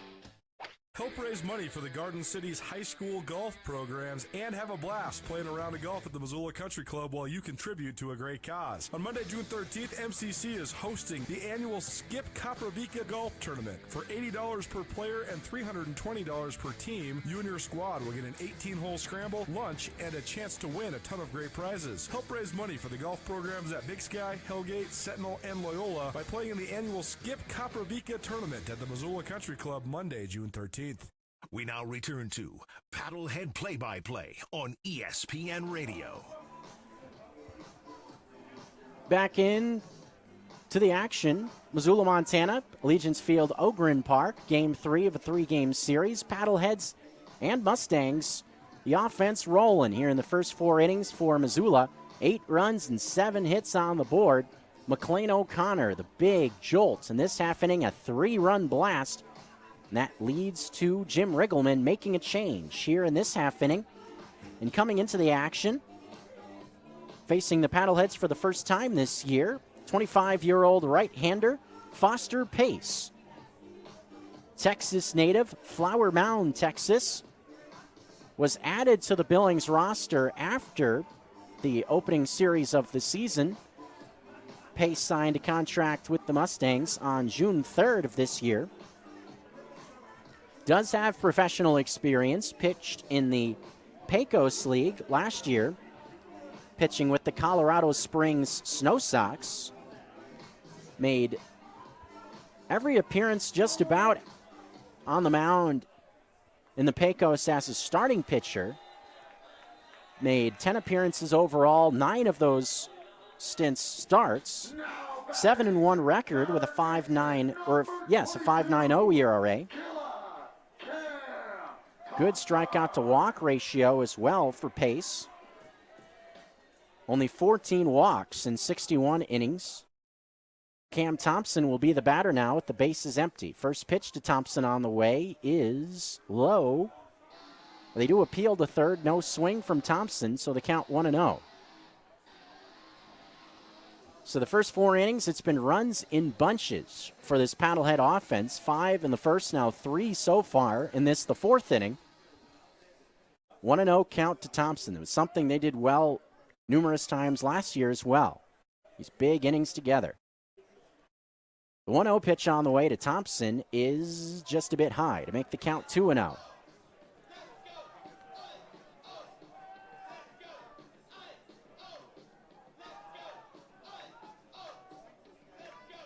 First 3 batters of this inning reaching.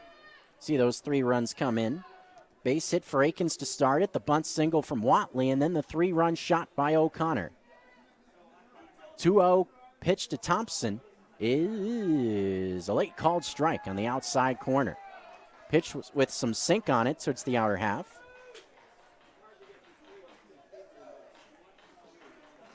Pace also pitched in the NCAA ranks in his time in college at Arkansas Fort Smith. That's a D2 school.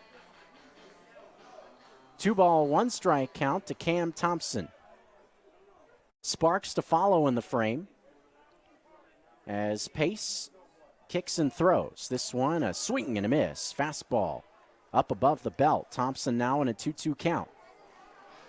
You would imagine with Pace on the hill, guy that appeared mainly as a starter a year ago, especially with his team trailing, probably will be asked to eat quite a few innings here. Bullpen has been used pretty widely as well by Jim Riggleman in this series. 2-2 count. Pitch to Thompson is down low for ball 3. Changeup missed below the knees. Thompson not going after it. Count full to Cam Thompson. Thompson 1 for 2 to this point. A single, part of the 5-run rally in the first. Paddleheads looking to keep it rolling. After the quick start in this frame, a 3-2 count to Thompson. Pace set at the belts. The payoff. Swing and a miss at a pitch down below the knees. Went back to the changeup. Thompson couldn't stay off it the second time. Goes down swinging for out number 1. Into the box now will be Lamar Sparks. Sparks picked up a hit in his 8th consecutive game. The first inning getting Missoula on the board, an RBI base hit. 1 for 2 to this point. It's been fun to watch Sparks get on this roll the last couple games as Sparks takes a big rip at one. First pitch comes up empty. 0-1. That's one thing. Notice with Sparks, he will let it go at the plate with the bat. Takes big swings, gets his money's worth. 0-1 delivery on the way. This one a high chopper left side. Raper on the second hop has it. Throws quickly across to get Sparks for the second out of the inning. Strong throw from Jackson Raper at third. Guns down Sparks for out number 2 in this half inning. That will send Nick Gatewood into the box for the 3rd time.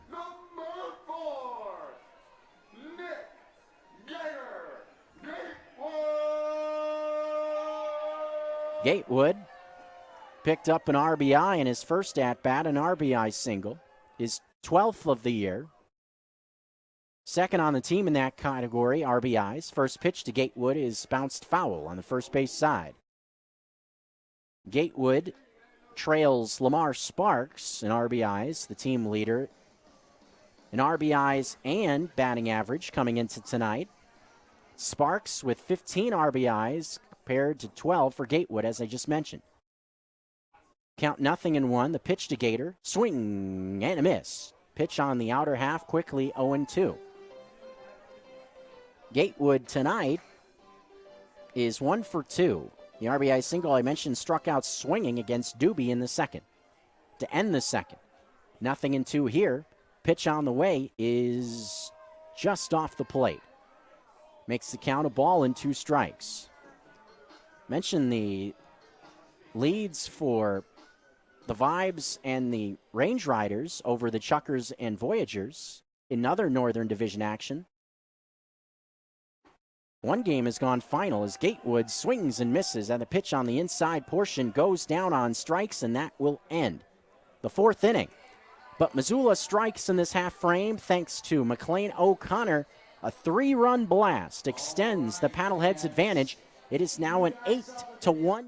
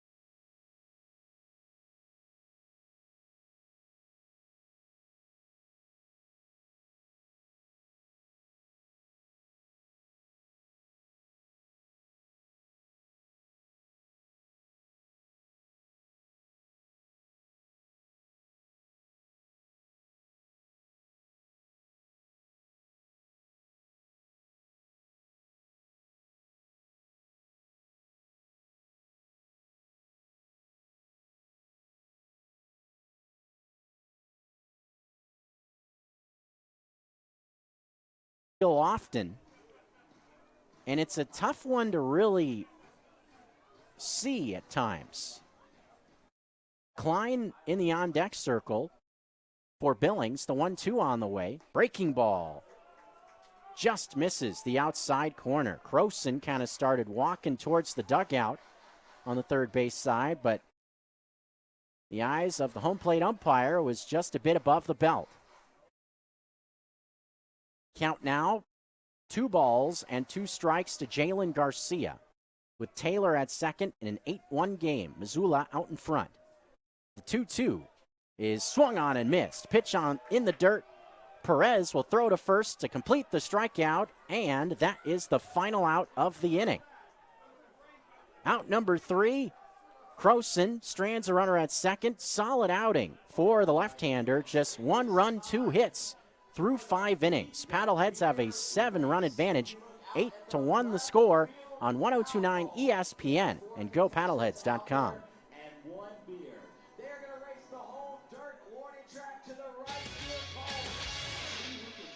Rocky Mountain Truck and Trailer Equipment is a local, family-owned business and proud sponsor of Missoula PaddleHeads baseball. Rocky Mountain Truck and Trailer carries a wide variety of truck and trailer accessories, gooseneck and dump equipment. Anytime you want to maximize your flatbed, have hauling needs, require specialized fabrication, or need trailer repair, get the job done right. For professional advice, go to the experts at Rocky Mountain Truck and Trailer Equipment, 5680 Expressway in Missoula, or check out their inventory at www.rmtte.com.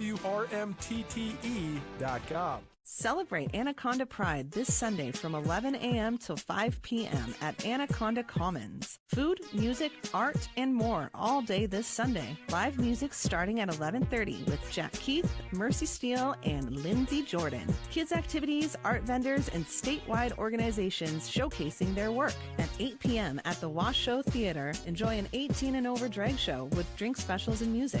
Anaconda Pride is a celebration of love and diversity. Hope to see you on June 12th in Anaconda. I already know you're hungry. I don't even have to ask.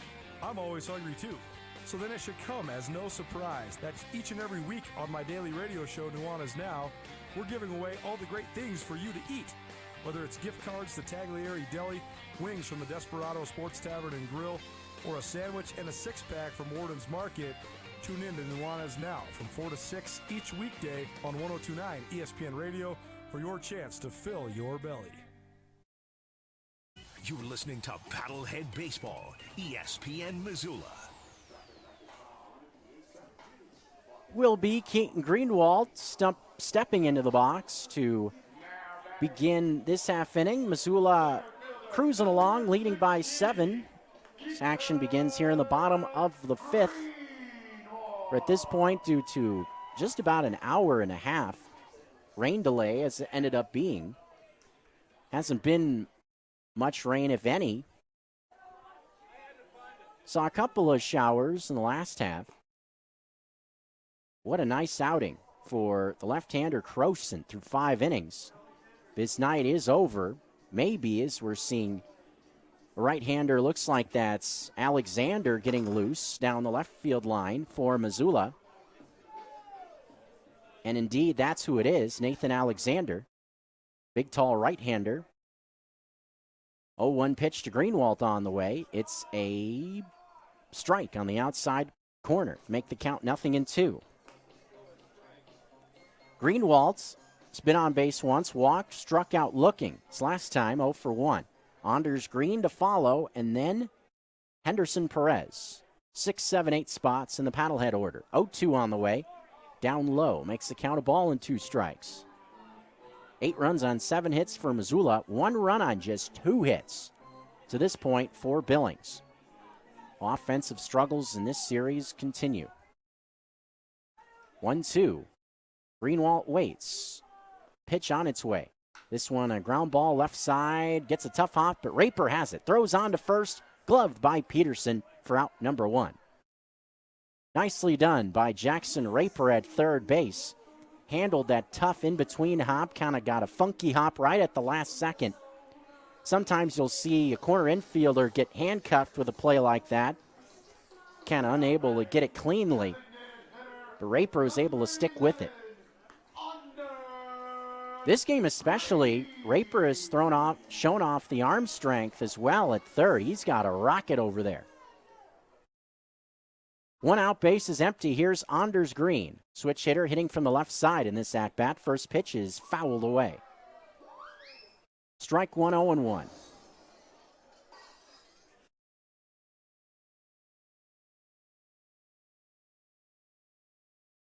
Couple of rallies have done the job to this point for Missoula.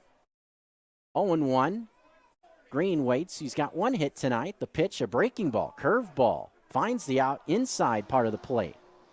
Quickly make the count 0-2. So the way Alexander's throwing in the bullpen, looks like he's probably going to come in for the sixth. The night is over for Croson. 1-1 pitch is a high bouncer to first, gloved by Peterson. He will take it to the bag himself at first for out number 2. So Green retired. Couple of ground ball outs start this half inning. Henderson Perez will now jump in. Perez,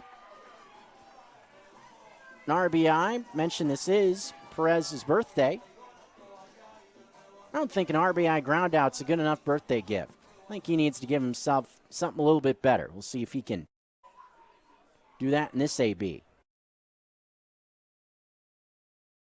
Perez waits. The first pitch on the way is up high for ball 1. Ball, no strikes the count. Will be interesting to see what happens with that position going forward. We've seen Brenton Davis start last couple of nights behind the dish, the rookie. 1-0 to Perez on the way is down low to make the count 2 balls and no. Looks like it was a late called strike. Even up the count. It looked to be below the knees. Perez didn't like the call. But the count now even at 1. Target in for this 1-1 pitch. Base is empty, 2 gone in the 5th. Perez waits. Pitch on the way. This one, a swing and a miss at a heavy fastball on the outside part of the plate. Good pitch from Foster Pace, who's remained out there on the mound, coming in relief last half inning of Doobie. 8 runs, 7 hits, all charged to the right-hander. 1-2 the count. Akins would be next in this half frame if Perez can get himself aboard. 1-2 pitch will not come as time has been called at the plate. Perez finally had enough time waiting. Steps out of the box quickly, now right back in. 1-2 count to Henderson Perez. Long pause, here it comes. This one fouled straight back. Tried to sneak another heater past him. Did Foster Pace, but Perez was able to get the bat on it this time to stay alive. A ball and 2 strikes the count. Missoula tries to keep things rolling. Offensively, got things started off very quickly in the first. 1-2 is fouled off to the right. We've oftentimes seen with this Missoula offense where it's taken them a few innings to get rolling offensively. Seen Paddleheads fall behind in the early innings a couple of times. See their offense wake up around the 5th, 6th inning. Tonight, right out of the chute, offense was rolling. 1-2. Perez trying to battle back. Here it comes. This one left up high. 2-ball, 2-strike count now. As I mentioned, this series will shift to Billings for the next 3 games for the Paddleheads return home. Facing Great Falls next week. Tuesday, Wednesday, Thursday, 3 more chances to come out to the yard. Hopefully some better weather will be on tap next week as well. 2-2 offering. Swing and a miss at a fastball on the outside portion. That's strike 3, and it quiet. 1-2-3, bottom of the 5th. We're rolling on to the top of the 6th. Missoula, a 7-run advantage. They lead 8-1. Back with more.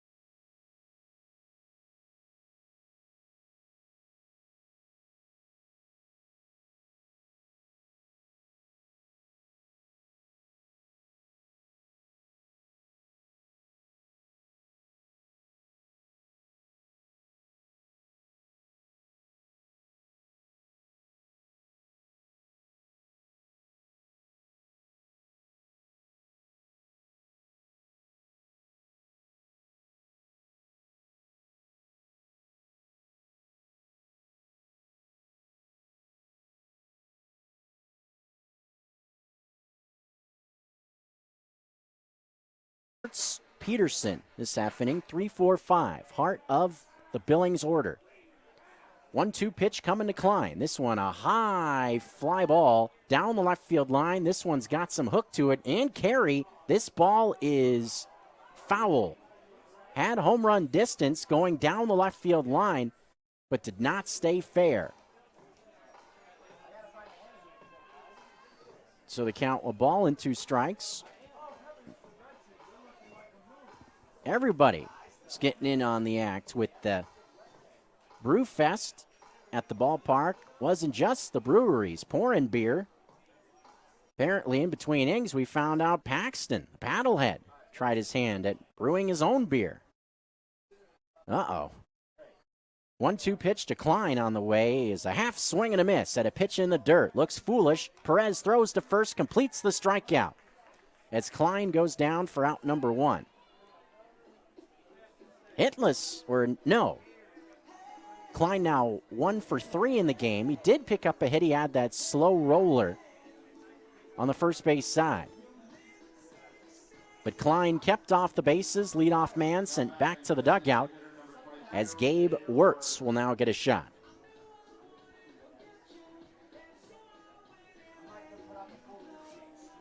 Gabe Wirtz brought to the dish.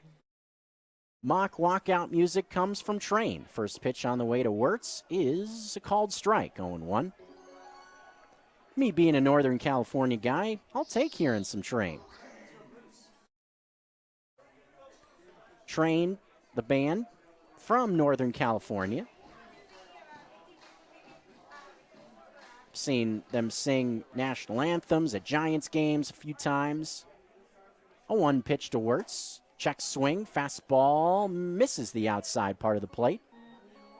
Count evened up at a ball and a strike with 1 out. There's Matt Ellis. He's having some fun near my booth. Matt Ellis, the president of the Paddleheads. Sammy B right here too. We got everybody here. 1-1 pitch, swing and a miss. Actually a foul tip into the glove of Henderson Perez. A ball and 2 strikes the count. Touched on Paxton brewing up his own beer. Apparently it wasn't a good idea. So the 1-2 pitch just misses the outside because in between innings, Sammy B went on to the dugout and said, I'm feeling some side effects from this brew you gave me, Pax. He had some, looked like moose hair coming from his pants. The 2-2, swing and a miss. Looks foolish again at a breaking ball off the plate. Gabe Wirtz had no chance. Couple of nasty pitches from Alexander, the last 2 batters, 2 Ks, as the bullpen just keeps on rolling. They were outstanding last night. The combination of La Rosa, Hellinger, and Dan Swain. Final 4 innings, 1 base runner, and it came in the bottom of the 9th. Here's Tristan Peterson with 2 away. Peterson actually has been on base twice in the game. Only guy in the Billings order to this point to do that. It's reached twice. But now he's got the wrath of Sammy B coming at him. First pitch, misses down low. May have even been able to hear him. He's standing right by the booth.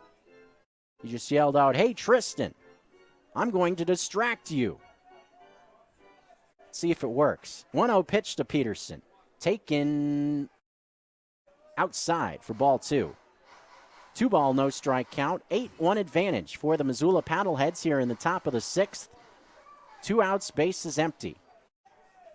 Pitch to Peterson, 2-0, is on the inside for strike 1. Breaking ball found the inside corner that time to make the count 2-1.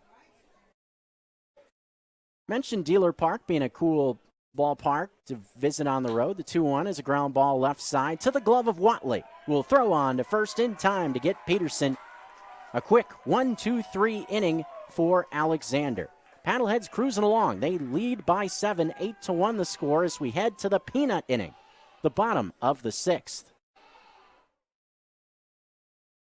Hi, I'm Dave Lapham. I was motivated to have surgery because I can no longer do the things I love doing without the pain. I had a total knee joint replacement surgery, and I'm so happy with the care that I received. The surgery went so well, I was up and walking within a few hours and went home the next morning.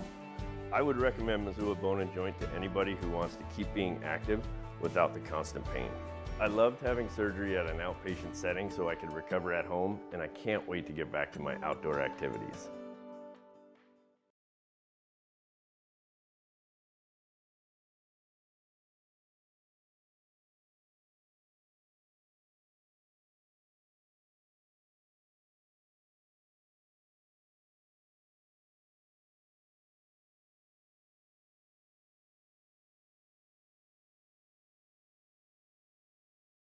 Visit StopTextsStopWrecks.org. A message brought to you by the National Highway Traffic Safety Administration, Project Yellow Light, and the Ad Council. Tune in to Nuanez Now every Friday to catch up with Carolyn to get a little bit of a different view on sports. So then he got hurt because his coach and fellow players kind of made a couple comments because he missed important shots. And then he had a little, he felt bad. It was sad. And so now he's getting traded. And I just think you're just trading two babies for each other, and you're just going to have the same amount of problems. Catch the chick who doesn't know sports on Fridays on Nuanez Now on ESPN Missoula. What's up? This is Sammy B, the MC for your Missoula PaddleHeads. Thanks for listening to PaddleHeads Baseball on ESPN Missoula 102.9 FM. Back here, Allegiance Field, Ogren Park. Returning here in what is the peanut inning, the bottom of the sixth. Missoula already a 7-run lead. They lead 8-1 with this inning beginning, but hey, peanut inning, always a good time to add on.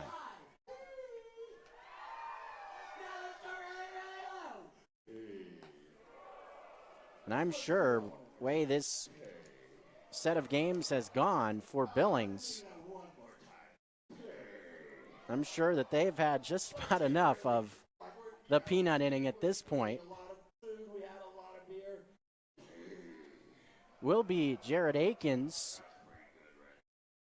starting things off in this half inning. Akins and then the top of the order for the Paddleheads.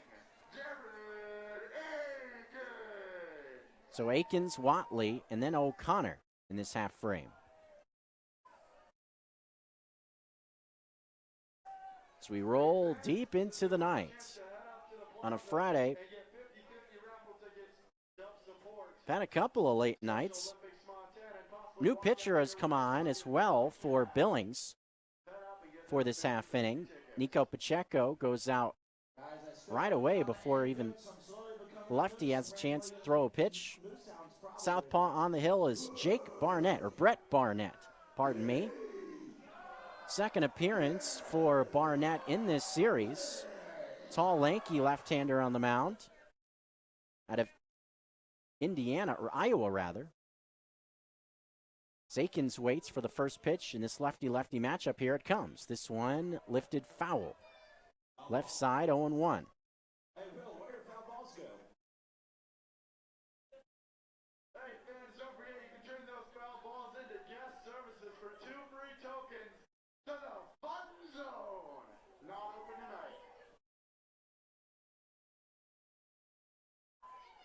Akins, a pretty solid night to this point. A couple of hits, 2 singles, 2 for 2.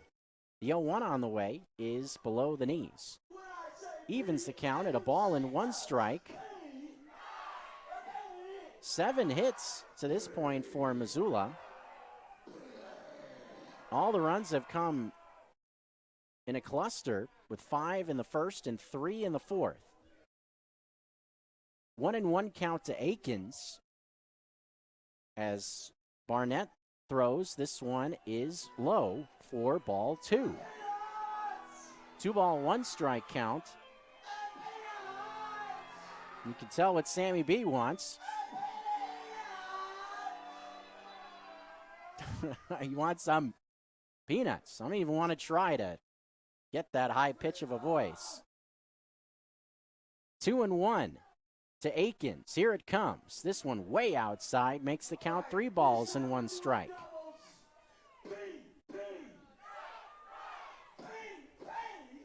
So Akins in a good hitter's count right out of the chute. Trying to get himself on base. Give the fans what they want. They didn't get any peanuts last night. They want their darn peanuts. The 3-1. Swinging a ground ball towards the middle, through the middle. A base hit for Akins. Leadoff single for Jared Akins, his 3rd of the night. He's 3 for 3 now. Last couple of games, mentioned it last night, he's starting to heat up. And that is a good sign for Akins to get the bat going. Is Kevin Watley. Will now jump into the box. Watley, a crafty play his last time up. A bunt single that hit the third base bag. Watley hitting from the right side in this at-bat against the left-hander Barnett, who kicks and throws. This one in the dirt past Pacheco. This one goes to the backstop. That allows Akins to move up to second. 1-0 the count. And with the runner in scoring position,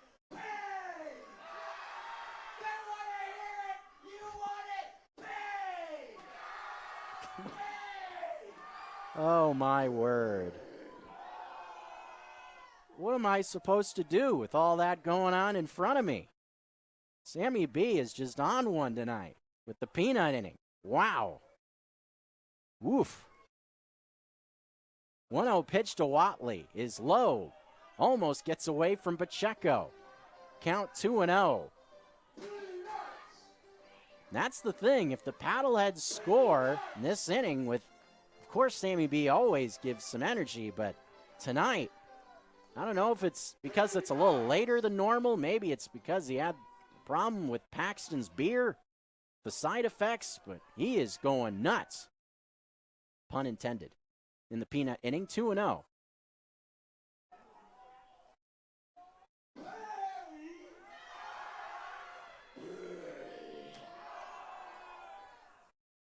Kevin Watley has reached base twice in the game. Mentioned the single, bunt single, also walked. So 1 for 2 overall. 2-0 delivery to Watley as a ground ball laced foul past Jeff Lyle in the coach's box on the third base side. 2 ball, 1 strike count.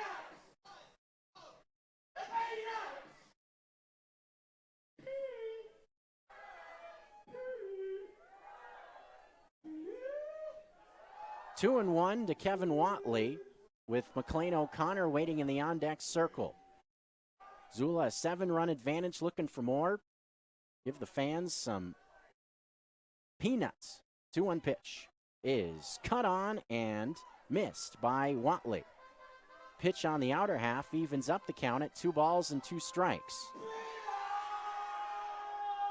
Obviously a strikeout situation for Barnett. The runner in scoring position, less than 2 outs. Watley at the least would like to get one on the right side of the infield to be able to move Akins up to third. The 2-2 pitch on the way is in tight for ball 3. Count now full at 3 balls and 2 strikes. And yes, they mentioned first base open, but man on deck, McLean O'Connor already has 1 3-run home run in the game, so not exactly a guy you want to go after either. 3-2 the count to Watley. Barnett looks to second quickly. The payoff on its way, and it's inside for ball 4. Watley will take the free pass. Third time aboard for Watley on the night, as McLean O'Connor will now step in.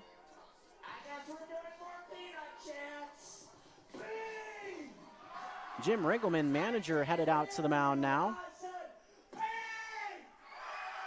Didn't see any action going in the bullpen for Billings. So this is just a conversation with Riggleman on the mound. It now looks like there will be some action that will begin.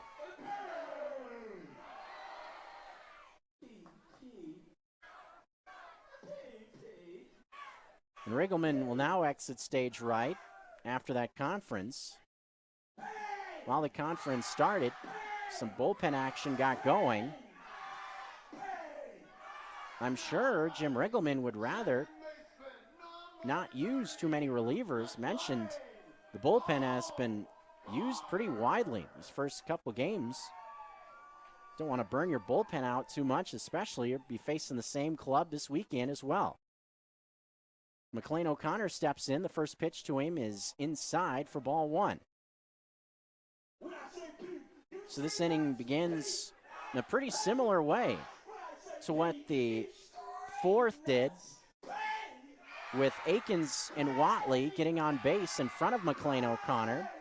In that instance, O'Connor hit a 3-run blast to straightaway left field. Second home run of the series and season. 1-0 pitch to O'Connor is a called strike with a breaking ball at the knees to even up the count. Akins, the lead runner at second, with Watley at first. A ball and 1 strike is the count to McLean O'Connor. 1-1 pitch on its way. Breaking ball just misses, or the outside portion. Makes the count 2-1. Trying to go right back to that same spot. Just missed off the plate. 2-1, the count to McLean O'Connor. 8 runs on 8 hits for Missoula, 1 run on just 2 hits for Billings. The 2-1 offering is low again. Or no, a late called strike to even up the count. 2-2 count now to McLean O'Connor, with Cam Thompson waiting in the on-deck circle.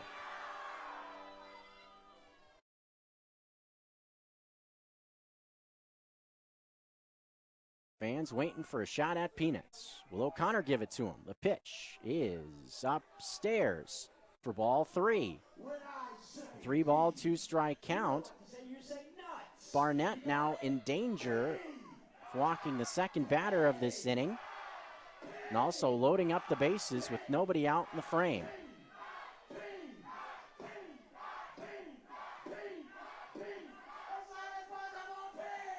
Three and two, the count. O'Connor waits, target in from Pacheco. Here's the payoff. Runner's not on the move, and this one's fouled at the plate. Off what looked to be partially the back foot of O'Connor. Looks to be all right. And that's always something you get a little worried about when you see a foul off foot. Don't want to see an injury take place, especially not in a scenario like this with Missoula cruising along. Another 3-2 to O'Connor. This one hit sharply on the ground, past the shortstop into left field. This is going to score Akins, and the Paddleheads have a run on the board. Bring on the Peanuts. Score is 9-1 Missoula. Shortstop Barth had a good shot at that one, but it went right off his glove and into left field. It's just been that kind of night for the Mustangs. As another run comes in, the Peanuts will start raining down. Score now 9-1. That's the first error charged on the Mustangs. Error committed by Barth at short. Cam Thompson will now be the batter. Still nobody out in the inning also. First pitch on the way is low and outside to make the count 1-0. I got a question for y'all. Do you want to keep the peanut chance going? How about a P? P! P!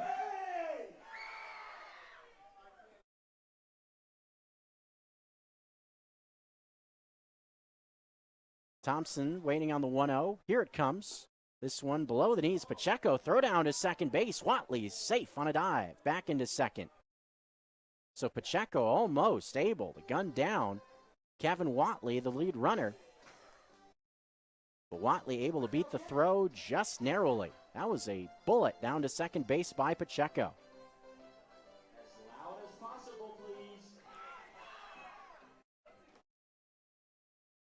Cam Thompson in the box, a single in his first plate appearance. Quiet since then, 1 for 3.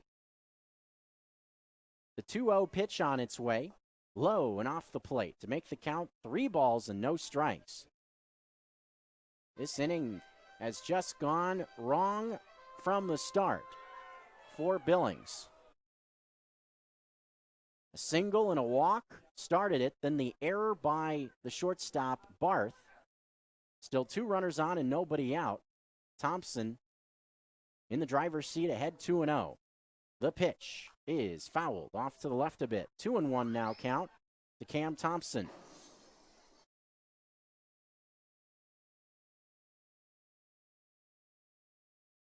You got to wonder what's rolling around in the heads of the Mustangs right now. Having won all 7 games they played at home, but have struggled mightily in this ballpark. Paddleheads now be coming to their yard tomorrow as well. The 3-1 to Thompson is a high chopper near second base. Coming in is Klein. His only play will be to first, and he just does get Thompson for the first out of the inning.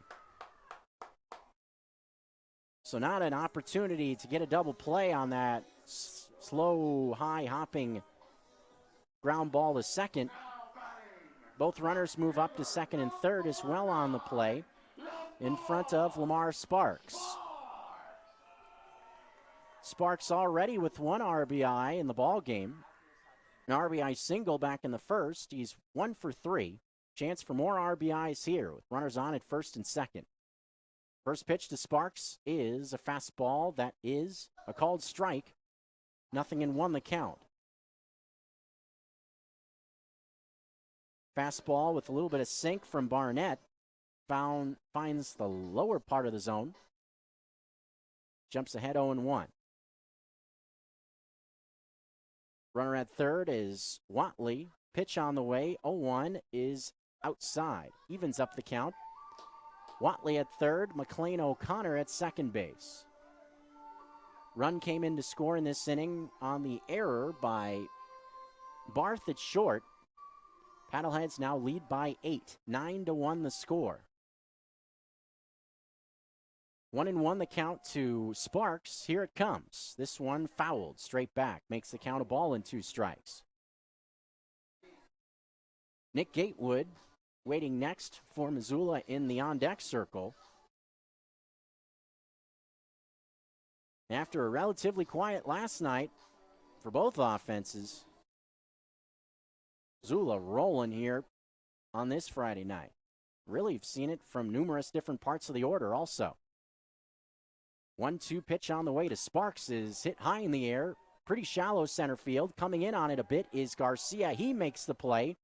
Charging towards the plate is Watley. The throw is well up the line. That will be a sacrifice fly off the bat of Lamar Sparks. Double digits on the board now for Missoula. Score is now 10-1. Second RBI of the night for Lamar Sparks. Now has 16 on the year, as Nick Gatewood will jump into the box with 2 gone, still a man in scoring position at second.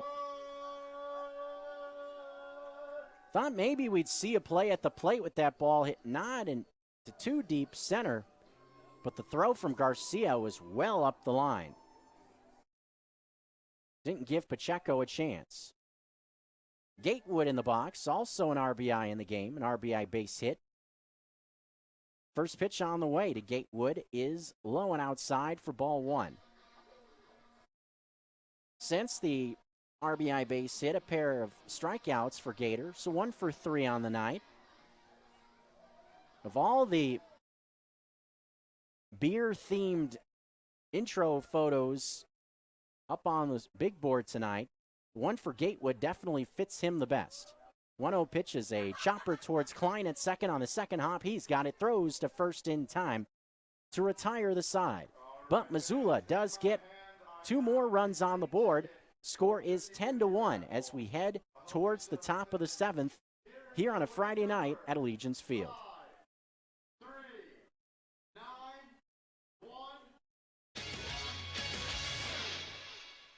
There is a reason customers go back again and again to DeMorris Buick GMC.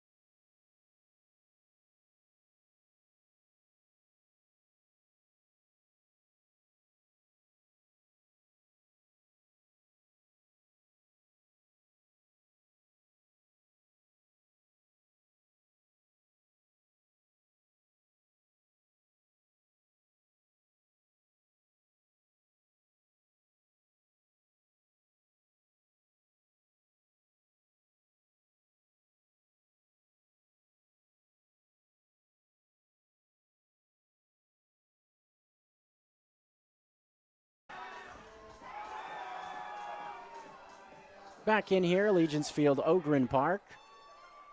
Missoula, large advantage over the Billings Mustangs. It is a 9-run lead for the Paddleheads. 10-1 is the score. Paxton the Paddlehead comes by the booth. Say what's up. It's all smiles all around so far this Friday night. For the Paddleheads, are going to stick with, looks like, Alexander for this 7th inning. And why wouldn't you? Alexander, a very solid 6th inning. 1-2-3 frame. Continuing the success of the bullpen the last couple of nights. Really rock solid all year. ERA of the bullpen coming into tonight and just over 56 innings pitched at 3.38. As Jackson Raper will start off this inning in the box, taking the first pitch outside from Alexander to make the count 1-0. Raper, Barth, and then Nick Olch. 6, 7, 8 spots for Billings here in this inning. The 1-0 pitch is outside for ball 2. 2-0 now the count to Raper. Jackson Raper hitless 0 for 2. Pitch on its way is outside, makes the count 3-0. So Alexander was in a groove in that first inning. In the 5th, he threw. Falls behind Raper right away, 3-0. See if he can bounce back. The 3-0 delivery. Fastball poured in for strike 1 on the inside part of the plate. 3-ball, 1 strike count.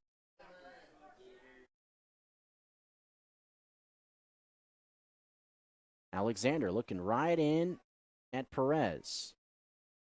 Set up high. He's got what he wants, looks like, but now looks like Raper will step out. 3-1 the count to Jackson Raper. Rocking from the first base side, Alexander comes home. This one is bounced foul up the first base line. Full count now at 3 balls and 2 strikes to Raper. So Alexander does battle back in this at-bat after falling behind 3-0 early. Now a full count to Jackson Raper. 2 Ks for the right-hander in the last frame. The payoff is a pop-up, foul territory. This one will drift out of play on the third base side. Not sure where that one hit. Heard it sounded almost like a hollow thud. Third base side. Hopefully that was not a windshield. That would be a nice surprise. The payoff once again. Another pop-up. This one may be playable on the third base side. Going over is Perez. Thompson as well. It's Thompson who puts it away. Right in front of the Paddleheads dugout on the third base side of the field. Raper retired for out number 1.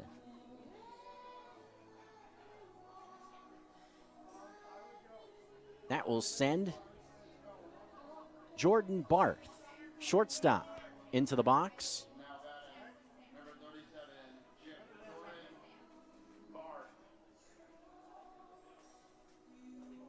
Mustangs still stuck on just 2 hits. First pitch to Barth is a rocket foul. Look out as it goes careening towards the Paddleheads dugout. Looks like everybody's all right. Nothing in 1 count to Barth. The 2 hits tonight couldn't be more on the opposite ends of the spectrum as well. A laser home run off the bat of Garcia. The 0-1 pitch misses low. That's where the 1 run for Billings came from, obviously. Then the other hit was a slow rolling swing and bunt off the bat of Klein.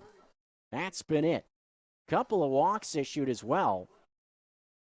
1-1 pitch with 1 out is taken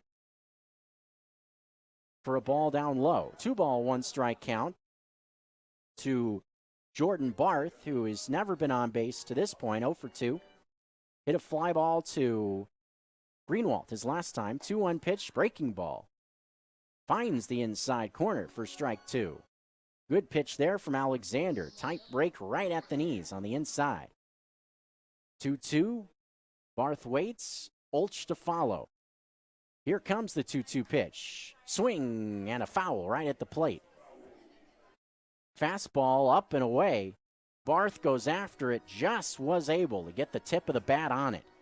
The ball bounced almost straight down in the left-hand batter's box after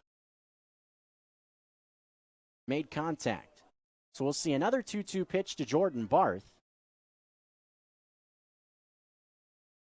6:35, scheduled start time tomorrow, Dealer Park. The Magic City, Billings, Montana. Tomorrow night's game. 2-2 pitch is a ground ball foul. Third base side again. Count stays at 2 balls and 2 strikes. Pretty good road set up in Billings as well. The team hotel is just down the block from the ballpark, so a very quick ride. Also, it's right in the middle of downtown Billings, so you can get up and walk around a little bit. 2-2 pitch is a rocket, left center field. This one way back there. Forget about it. Way gone. Jordan Barth. Wow, that was a shot into left center field. Impressive home run there to get Billings on the board here in the top of the 7th inning. That makes the score 10-2. All the runs so far for the Mustangs coming on home run balls, and that one was no cheapie. No doubt about it. The second that left the bat. Wow, what an impressive home run there from Barth. That sends Nick Olch into the box with 1 out and the base is empty. Pitch to Oltz on the way, cut on and missed. Pitch down below the knees makes the count 0-1. But the home run for Barth, pitch on the way 0-1, Olch out in front of it. Off speed makes the count 0-2 quickly. As Alexander looks to shake off that home run ball off the bat of Barth as the 0-2 is fouled off to the left. Jordan Barth, that was his first home run of the year. 3rd RBI. That's one way to get in the home run column emphatically. The 0-2 pitch on the way is a swing and a miss at a breaking ball down below the knees. Olch down on strikes for out number 2. 3rd K on the mound for Alexander, and he does immediately bounce back after giving up the home run. That will send Nico Pacheco into the box. Pacheco hitless so far in his first game as a Mustang facing his old club. Although it was a brief stint for Pacheco. First pitch to Pacheco is a ball hit sharply, but right to Watley. Knocks it down at short, throws across in time to get Pacheco for out number 3.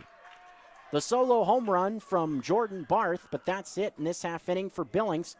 Time to stretch here at Allegiance Field, Ogren Park. Paddleheads lead by 8, 10-2 the score. We return after this.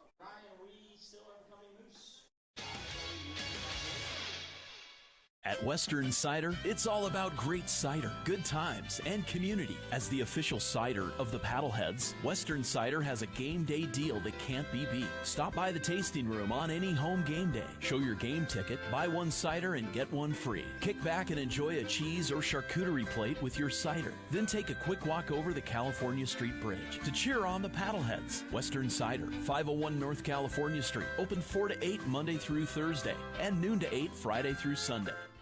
Hi, I'm Montana Secretary of State Christy Jacobson. Did you know Montanans have several options when it comes to voter identification? Common examples include a Montana driver's license, a state, military, or tribal ID. We want you to be vote ready. Whether you're registering to vote or voting in person, you can find the complete list of acceptable IDs on our website at sosmt.gov or by contacting your county election office. Thank you for voting, Montana. What is dedication? My daughter started making necklaces. She makes what we call affirmation fashion. I tell her every day that your black is beautiful. And if there's anything better than being beautiful, it's being smart. And if there's anything better than being smart, it's being kind. And reaffirming that every day is our method of making sure her chin never drops. That's dedication. Visit fatherhood.gov to hear more. Brought to you by the U.S. Department of Health and Human Services and the Ad Council. Away from your radio? Stream Paddlehead Baseball live on 1029ESPN.com or on the TuneIn Radio app. Now, back to the ballpark. Bottom of the 7th inning about to begin here at Allegiance Field at Ogren Park. Paddleheads been cruising along pretty much all night. Another new wing out there for the Billings Mustangs as action gets going here in this half inning will be Sean Kiley taking the ball for Billings. Lanky right-hander on the mound, SoCal native, Southern California, Los Angeles to be exact. Has faced the Paddleheads before. Had a pretty successful outing in the third game of a 3-game set back on May the 27th. 2 2/3 innings, no earned runs, 3 strikeouts for the right-hander. And he could be asked to have an extended relief stint here.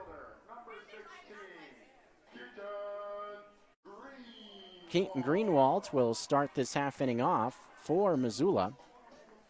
There's also some action going in the Paddlehead pen. Looks like Quentin Longree, the southpaw, is up and throwing. So we could see Longree take over for the next half inning for the Paddleheads.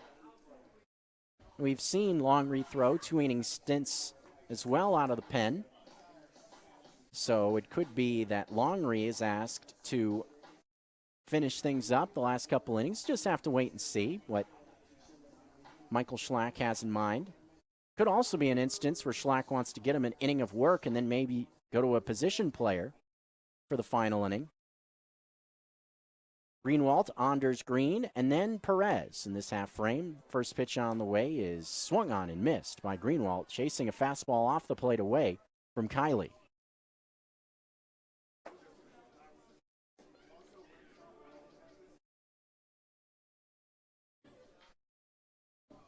Greenwald just been on base once, a free pass in the first inning. He's struck out and bounced out since. He's 0 for 2. No ball, 1 strike count. But the base is empty here in the bottom of the 7th. Greenwald waiting and now will finally call time. Don't often see a pitcher take a long pause like that when pitching out of the windup. Usually pitchers will be at a pretty brisk pace. Nobody on base. Not that time. Pausing still. Here comes the 0-1. And it is up high with a breaking ball. Evens up the count. 1 ball and 1 strike. Looks like a curveball. That time from Kiley. mentioned Kylie's appearance here in Missoula. Overall, Kylie, this is his third appearance coming into action as the 1-1 misses upstairs. 2 ball, 1 strike count. Kylie actually has started a game this year as well for Billings. 5 2/3 innings pitched overall. Just the 1 earned run allowed. 2 runs overall, 7 Ks in 5 2/3. 2-1 on the way to Greenwald. Misses outside to make the count 3-1. Missoula runs come in the first, 4th, and the 6th. 5 to get things started to set the tone in the bottom of the first, then 3 more in the 4th, 2 in the peanut inning. 3-1 the count to Keaton Greenwald. Here it comes. This one is outside for ball 4. Walk to Greenwald to start off the bottom of the 7th. Billings has never really put anything sustained together offensively in terms of stringing hits together, getting many batters on base. Both runs to this point have come on a couple of solo home runs. Anders Green in the box now. He hits one to the right side, gloved by Klein, backhanded to Barth at short, who is able to keep the back foot on the bag. That's the only out they'll be able to get as Greenwald retired at second. That a 4-6 fielder's choice for out number 1. Runner on first is now Anders Green, who is now 1 for 4. Henderson Perez will now jump into the box. Perez hitless so far, 0 for 3. Got to get the birthday boy a knock, right? First pitch on the way from Kylie is a breaker that finds the inside corner for strike 1. Good pitch. That looks like a slider on the inside. Perez kind of starting to bail out a little bit. Nico Pacheco is going out to the mound to talk with Kylie. Maybe got crossed up a bit on signs. Pacheco just signed by the Mustangs, so sure still getting to know all the pitchers on the staff. Jim Riggleman came out very briefly as well. But Pacheco and Kylie still having a word near the pitcher's mound. Making sure they're both on the same page. Bottom 7. Leadoff man for Missoula got on via a walk. Paddleheads lead by 8. Looking to finish off their 6th consecutive win over this Billings club.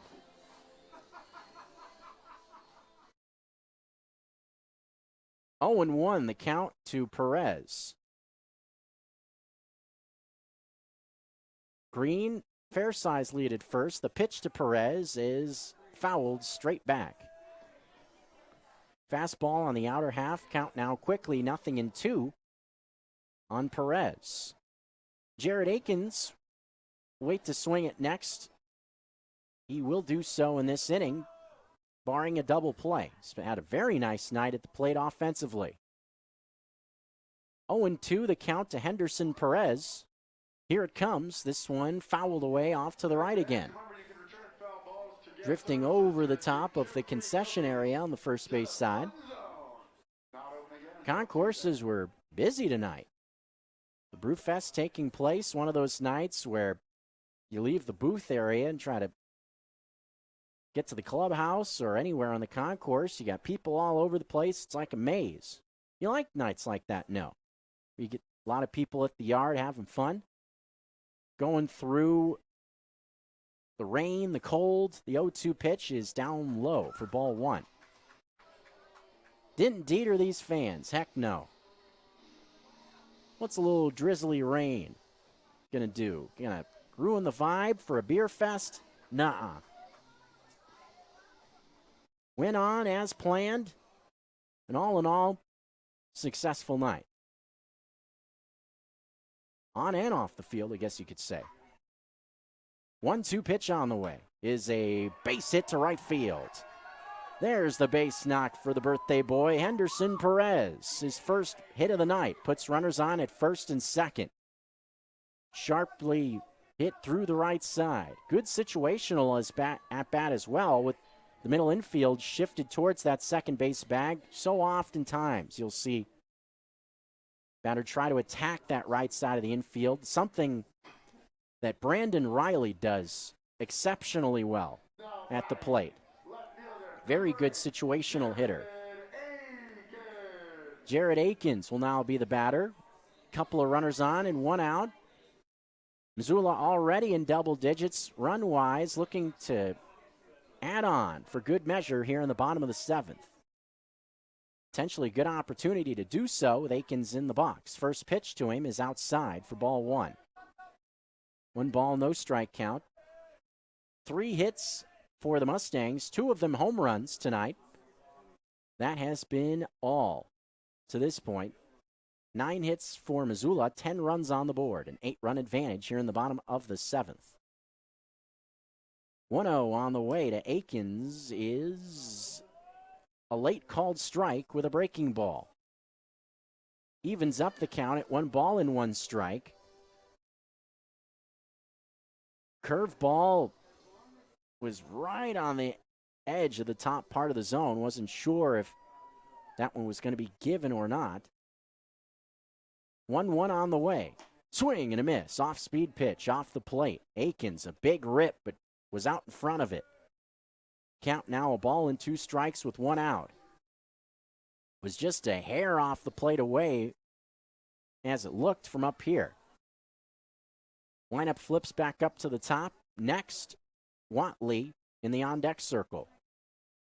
1-2 on the way from Kiley. This one dips down low for ball 2.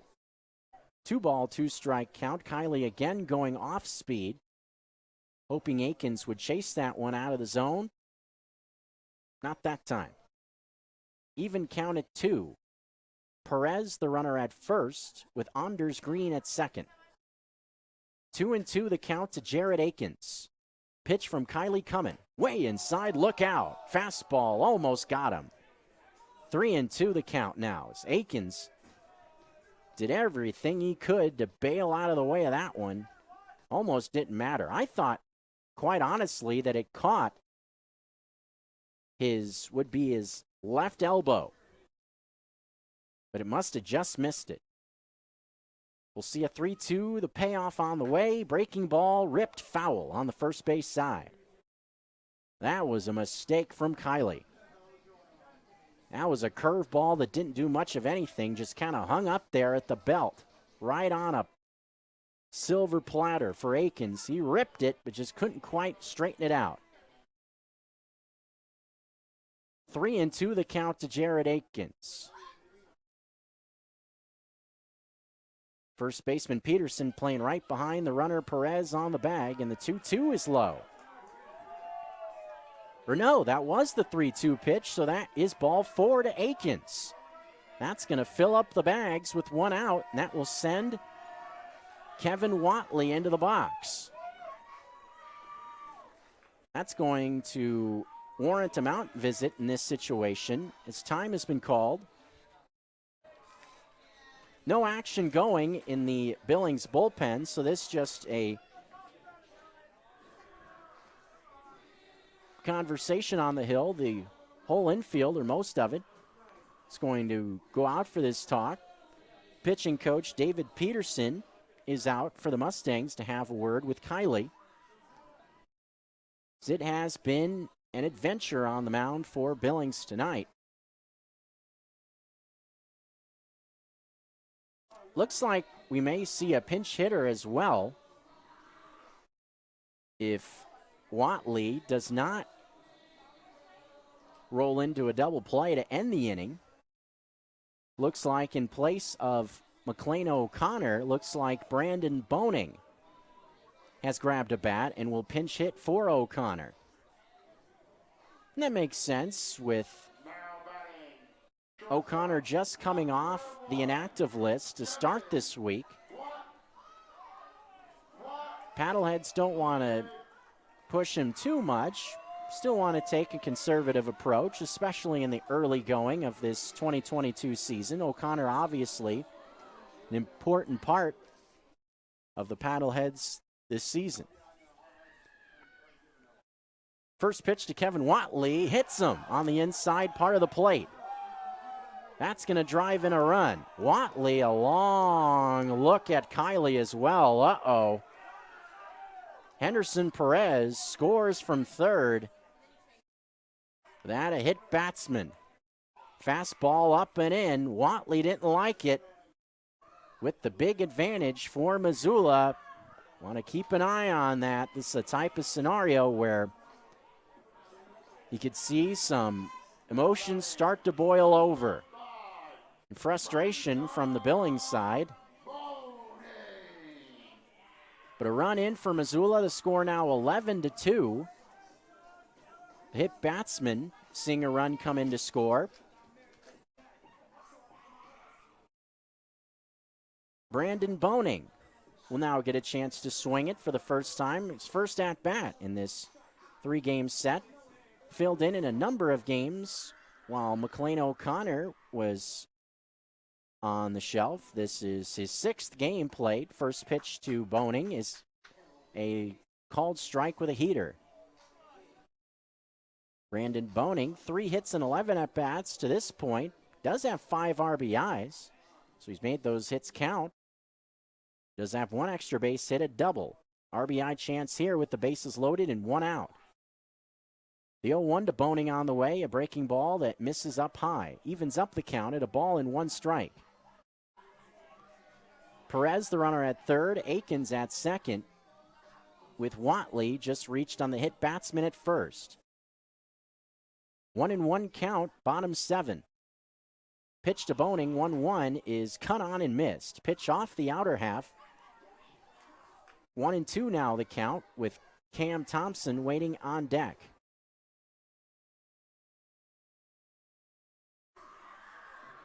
Longry for Missoula was throwing earlier. He is now sat down.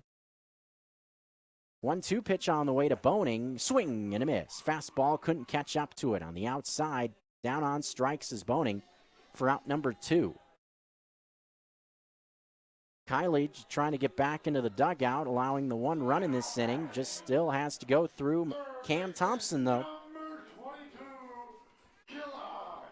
As Cam Thompson will jump into the box. But still, the base is loaded in this half inning.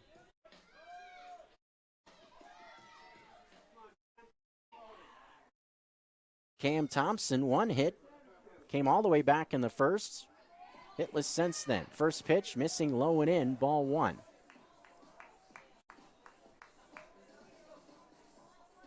Thompson, bit of a slow series to this point, swinging the bat, has 3 hits in the 3 games.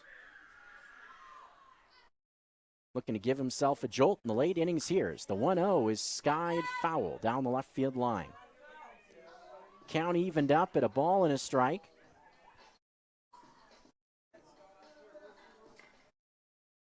A lot going on in the sports world. Of course, the Pioneer League, seeing all their games final, besides this one with the late start. 1-1 pitch on the way with 2 outs. This little looper into right field. This one's going to get down for a base hit. Scoring is Perez. Right behind is Akins. That's an RBI single for Cam Thompson. Sure, that swing felt good. Gives himself a multi-hit game and a couple of RBIs. Sure will make sleeping tonight a little bit better for Thompson. Now a 3-run inning here in the 7th, and the Paddleheads have an 11-run advantage, their largest lead of the night. 13-2 now the score. The 13 runs, now a new season high for Missoula as well. Lamar Sparks, 2 RBIs tonight. First pitch to him, fastball, strike at the belt. 0-1. Sparks driving a run in his last time on a sac fly. That was part of the 2-run rally in the 6th. That made Sammy B very happy. He was looking for peanuts, and he got it. The 0-1 pitch on the way is fastball, called strike 2 on the inner half. Pretty good velocity that time from Kiley. Count 0-2.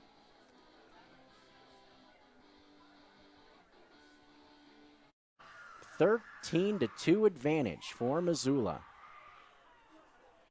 Long night at the yard for the Mustangs. The 0-1 on the way. Swing and a miss at a breaking ball off the plate away. That was the 0-2 pitch, beg your pardon. So that's strike 3 to end this half inning. But Missoula does get 3 more runs on the board, and they now lead by 11. 13-2 the score, rolling on to the top of the 8th.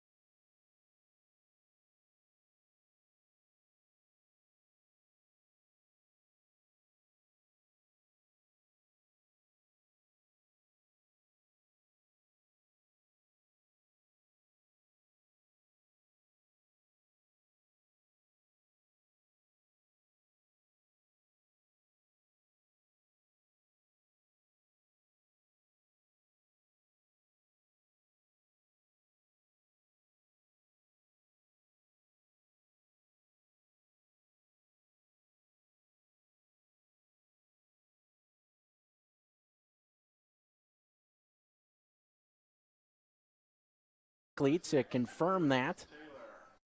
Still about 25 minutes away from Saturday morning local time on a Friday night. It's been a good night to this point for Missoula, leading 13-2, looking to break out the brooms for the second time in 2022. Will be the top of the order coming up for Billings. First pitch on the way of the 8th is a called strike. New wing on the hill as well as the Mission Viejo native Quentin Longery has taken the ball for the 8th inning. Saw him warming for most of the last half. Longery has been off to a good start his rookie season, or should say his first year with the Paddleheads. Was traded from the New York Boulders of the Frontier League in the offseason. Product of USC, former Trojan. 1-1 pitch on the way from Longery. Breaking ball off the plate away. Makes the count 2-1 strike.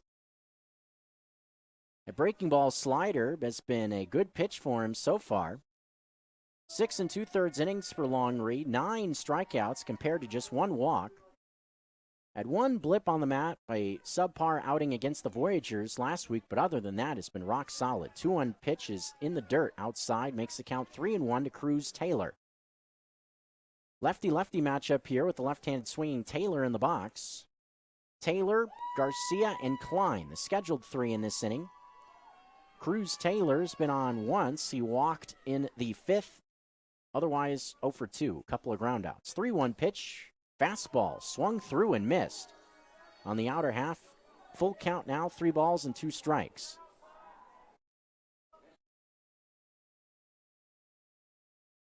Taylor has shown some pop in the leadoff spot in the series. 2 homers.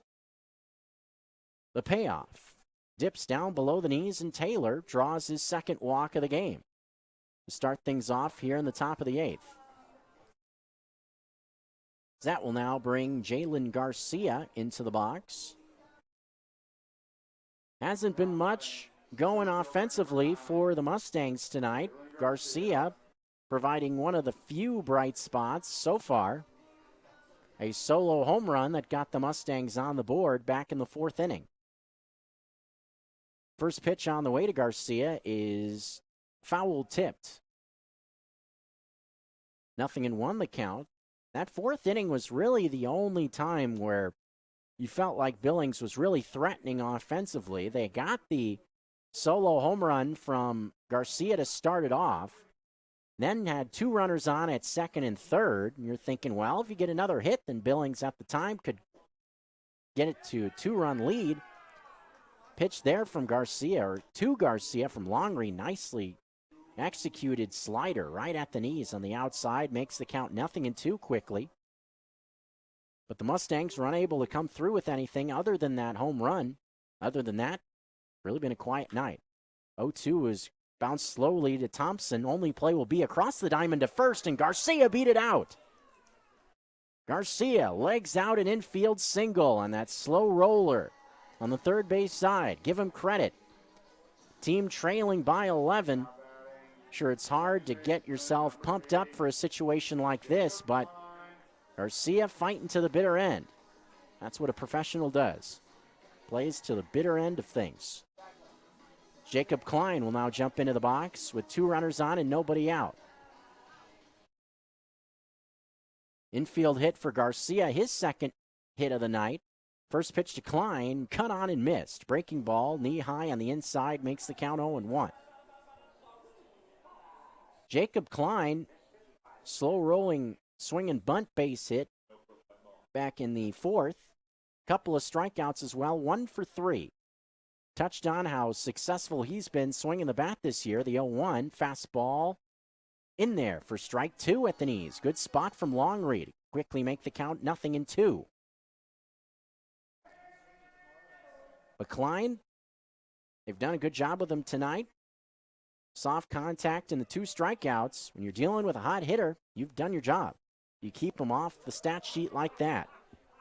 Especially after the night he had in Game 1 of this series, where he looked otherworldly for Billings. 4 for 5, 2 runs scored, 4 RBIs, 2 home runs. Heck, you'd take that for a whole series, let alone one game. After that, they've done a good job with him. 0-2 on the way is swung on and missed. Pitch on the inside, down goes Klein for the first out of the inning. That will bring Gabe Wirtz to the dish. With a little help from, they're going back a little ways with this mock walk-up. I think that's Brittany. It is. It's Britney Spears. Oops, they did it again. First pitch on the way to Wirtz. Misses in tight for ball 1. 1 out, 2 runners on. First 2 batters of this inning reached on a walk and an infield hit. Lead runner is the leadoff man, Taylor, as there's a line drive into left field, base hit off the bat of Wirtz. They're going to stop the runner at third as the throw comes in from Akins and left. But a base hit for Gabe Wirtz. His first time reaching base tonight was 0 for 3 going into that plate appearance. And now the bags are loaded for Tristan Peterson here in the top of the 8th. Billings looking to fight here in the late innings despite trailing by a wide margin. Deficit is 11 here in the top of the 8th. 13-2 is the lead for the Missoula Paddleheads over the Mustangs. Looking to break out the brooms. First pitch to Peterson on the way. This one breaks into the zone. Low part of the zone on the outside makes the count 0-1. Peterson with average speed on the bases. So if Longry can get one on the ground, good shot at a double play. 0-1 pitch is grounded at home plate, foul. Off what looked to be the back foot of Peterson. Strike 2, 0-2. Paddleheads will hit the road, hit high 90, Dealer Park, next 3 nights. First trip to Billings this season. Mentioned pretty good road setup right down the street from the ballpark. 0-2 pitch is low. Kick to the right by Perez, but not far enough away to allow Taylor to try to come home. 1-2 now, the count to Tristan Peterson. Peterson, a pair of walks in the contest. He bounced out to Watley at shortstop his last time in the box. That was to end the 6th inning. Starter Croson was very good tonight in 5 innings. He's in line for the win. The 1-2 is grounded slowly, third base side, towards the on-deck circle of Missoula. Stays at 1-2. Left-hander, 5 innings tonight. 1 run, 2 hits. In line for his first win as a member of the Paddleheads. 1-2 to Tristan Peterson. Raper waiting next for Billings. Pitch on the way to Peterson, cut on and missed with a slider. Actually looked to be a foul tip into the glove of Perez. Either way, strikeout. Second K of the inning for Longley, who will now look to strand the bases loaded in this spot. Jackson Raper will come into the box, and this matchup right out of the chute, advantage for Longley with a left-handed batter coming into the box. First pitch to Raper on the way is outside for ball 1. Raper, quiet 0 for 3. And just has struggled to really get the bat going here in 2022. Was so productive last year with great falls, launching balls gap to gap all over ballparks. First pitch on the way the 1-0 pitch is fouled off to the left, even up the count at a ball and a strike. Raper looks solid defensively at third base with that strong arm. Just looking to get the bat going. 1-1 from Longley is outside to make the count 2-1. We don't know the status of Mitch Piotnik, who was hurt in the game last night. Outfielder for the Mustangs, who also has been very good swinging the bat. Came into the series second in the Pioneer League in batting average. 2-1 to Raper, swing and a miss at a fastball. Was behind that one. Evens up the count at 2. So often we see the slider come in from Longley. When he's got that pitch working, especially early in the count, that really makes the fastball tough to handle. Raper in a 2-strike count now. The 2-2 pitch is grounded towards the middle. Diving stop by Watley, who flips back to Boning to get the out at second. What a play by Kevin Watley, keeping a run off the board. Holy cow, he flipped that with his glove to Boning, covering the bag at second. Holy moly. We're headed to the bottom of the 8th. Paddleheads have it all working on the mound, hitting the ball and playing some great defense. What a solid Friday night. Took a little while with all the delays, but it's proved to be worth it. We're going to the bottom of the 8th. Missoula leads by 11. Back after this.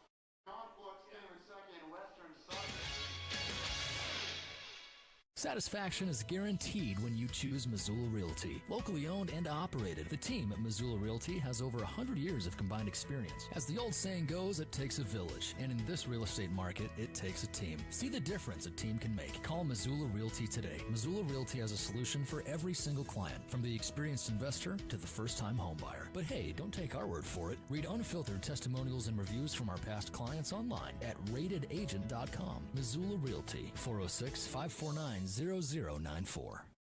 Adopt US Kids presents What to Expect When You're Expecting. A teenager. Learning the lingo. Today I'm going to help parents translate teen slang. Now, when a teen says something is on fleek, it's exactly like saying, that's rad. It simply means that something is awesome or cool. Another one is totes. It's exactly like saying totally, just shorter. As in, I totes love going to the mall with Becca. Another word you might hear is jelly. Jelly is a shorter, better way to say jealous. As in, Chloe, I am like so jelly of your unicorn phone case. You don't have to speak teen to be a perfect parent. Thousands of teens in foster care will think you're, rad just the same. To learn more, visit adoptuskids.org.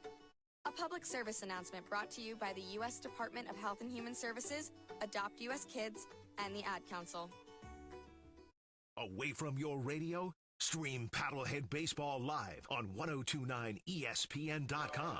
Now back to the ballpark. Nick Gatewood will get the 8th inning going for the Paddleheads.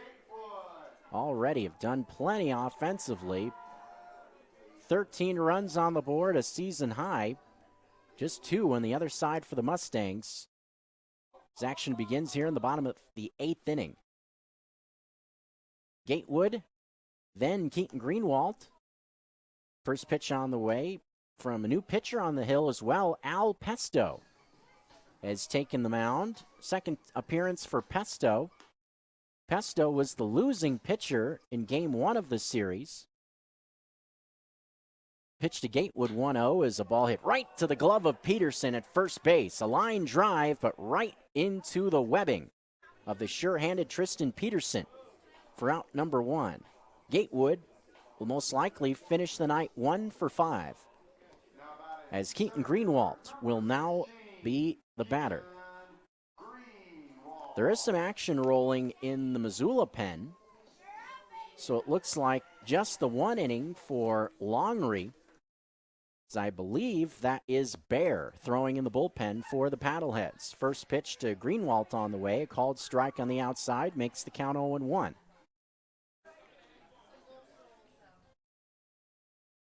Keaton Greenwald's pair walks 0 for 2. 0-1 delivery is a high pop-up. Left side of the infield, who's it going to be? The pop-up dance, it's Raper, the third baseman, making the play. On the infield grass, almost directly in between second and third. There were 3 guys kind of thinking about going after it. Pesto, the shortstop Barth, and then Raper. It was finally Raper saying, enough is enough. I'm going to track this one down. We've seen enough bad stuff happen tonight. I'm just going to make sure this one doesn't drop in. Zonders Green will now bat with the bases empty and 2 gone. Pitch to Green is cut on and missed. Pitch on the outer half, 0-1. Green, switch hitter, hitting from the left side. That's something that Michael Schlack has talked about with Green. 0-1 pitch on the way is hit the other way. Left field, shallow left field. Coming in is Olch making a slide. Did he get it? Yes, he did. Near the foul line in fair territory. Nice catch by Nick Olch on the move. A sliding catch to set the Paddleheads down in order. 1-2-3 in the 8th. Final inning coming up. Missoula, big advantage, 13-2 lead.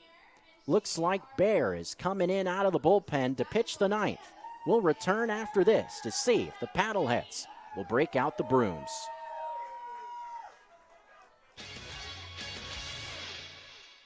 Zootown Sports Cards has been a maverick in helping the zest and passion for collecting trading cards and sports memorabilia.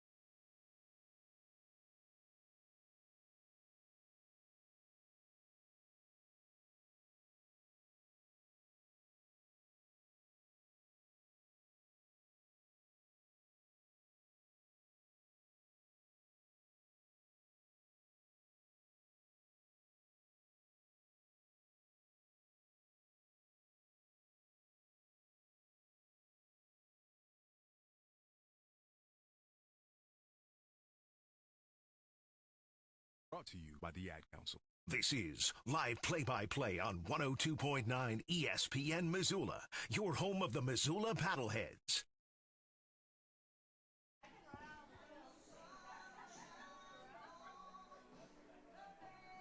Eighth inning beginning, or ninth inning rather. And indeed, it is the flame-throwing Pete Bear taking the mound, making his third appearance in a Paddlehead uniform. Begin things here in the ninth. Inning in 2/3 so far for Bear, 2 Ks. Looking for a bounce-back outing after getting roughed up a bit his last time out against the Voyagers. 2/3 of an inning, gave up 3 hits and 4 runs. But Bear, a very hard-throwing right-hander. Appeared in the A's system with the Stockton Pilots, also is in the Mexican League this year. And when he came down to Missoula, was a guy that manager Michael Schlack was very excited about. And yes, the scoreboard may say 13-2 with Paddleheads way out in front, but this is the type of outing for a guy like Bear. See some live opposition, trying to find it on the mound, get a groove going. Man, if Bear starts throwing well, look out. Bullpen that's already been very good could have yet another weapon. That's really been the most impressive part about the bullpen for the Paddleheads, is thinking about last year. So oftentimes, especially coming down the stretch, last couple of weeks of the season, for good reason, with a couple players really pitching well down the stretch, Matt Mogione and Mark Simon. Time and time again, those two guys would be called upon in the late innings. With Mark Simon actually one of the top innings guys a season ago out of the bullpen, oftentimes will be called upon to throw 2 2/3 innings, but this year it's been much different with a wide array of bullpen arms. First pitch on the way to Jordan Barth, who leads off this half inning, is high and inside. The first 2 games of the series was a great example of that, with 2 different groups of bullpen arms throwing well. The 1-0 to Barth is in tight, 2-0 the count, couple of fastballs inside to make the count 2-0. Bear he's frustrated about something on the mound, kind of throwing his hands in the air a few times. Not sure if he's saw a sign get crossed up and he got angry at that, and now Perez is going to go out to the mound to talk with Bear on the hill. So that's what my guess is there is some type of a miscommunication between Perez and Bear. Now the two are going to try to hash it out. Top 9, Missoula just looking to get the last 3 outs of this one to send the fans home happy, to get the weekend off to a good start. The Brewfest wasn't enough. Big win, just add on as Barth's fouls went off. Another fastball on the inside part of the plate. Bottom third of the order. Coming up here in the top of the 9th. 10 hits for Missoula, just 4. The other side for Billings. Thorough domination to this point by Missoula. The 2-1 on the way. In tight makes the count 3-1 to Barth. Both runs on 2 solo homers. Both of them to left field. One off the bat of Garcia and one from the man in the box, Jordan Barth. 3-1 pitch. Check swing, pitch on the inside. Barth did not go around. That's ball 4. So Barth leads off the inning with a walk, a leadoff base runner for Billings, who will not go quietly into what is still the Friday night for 4 more minutes. Nick Olch will now be the hitter. Quiet evening for Olch to this point. 0 for 3 with a couple of strikeouts. Middle infield near that second base bag. Pitch from Bear is outside with a fastball. 1-0 the count. Fastball in this inning seemingly been to almost the same spot. He's been missing just a shade off the plate away. This at-bat to Olch was missing into the right-handed batting shortstop as the 1-0 pitch dips down below the knees to make the count 2 balls and no strikes to Olch. Barth on the bases, not being paid attention to by Gatewood, playing behind him. The Paddleheads leading by 11. They could care less about the runner on the bases, just looking to get 3 outs to go home. The 1-1 pitch is outside to make the count 2 balls and 1 strike. Checking in on the other final tallies around the Pioneer League, every other game in the books. The Range Riders, a victory over Great Falls, their second win in the last 3 nights over the Voyagers, 10-5 final, as the 3-0 to Olch misses down low for ball 4. Bear, 2 walks. The first 2 batters he faces, he'll have to try to find it quickly here in the 9th inning as Nico Pacheco will now jump up. With Bear struggling a bit to start the inning, that's going to force Michael Schlack to get some bullpen activity going as well down the left field line. I believe John LaRosa just got up as Pacheco jumps in, hitless in his return to Missoula, has hit the ball hard a couple times. First pitch on the way to him is in there for strike 1.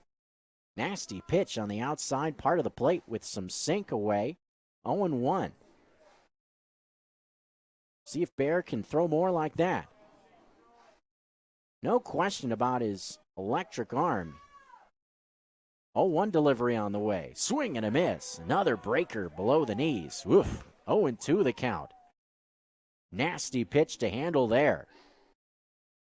And that thing just drops off the table.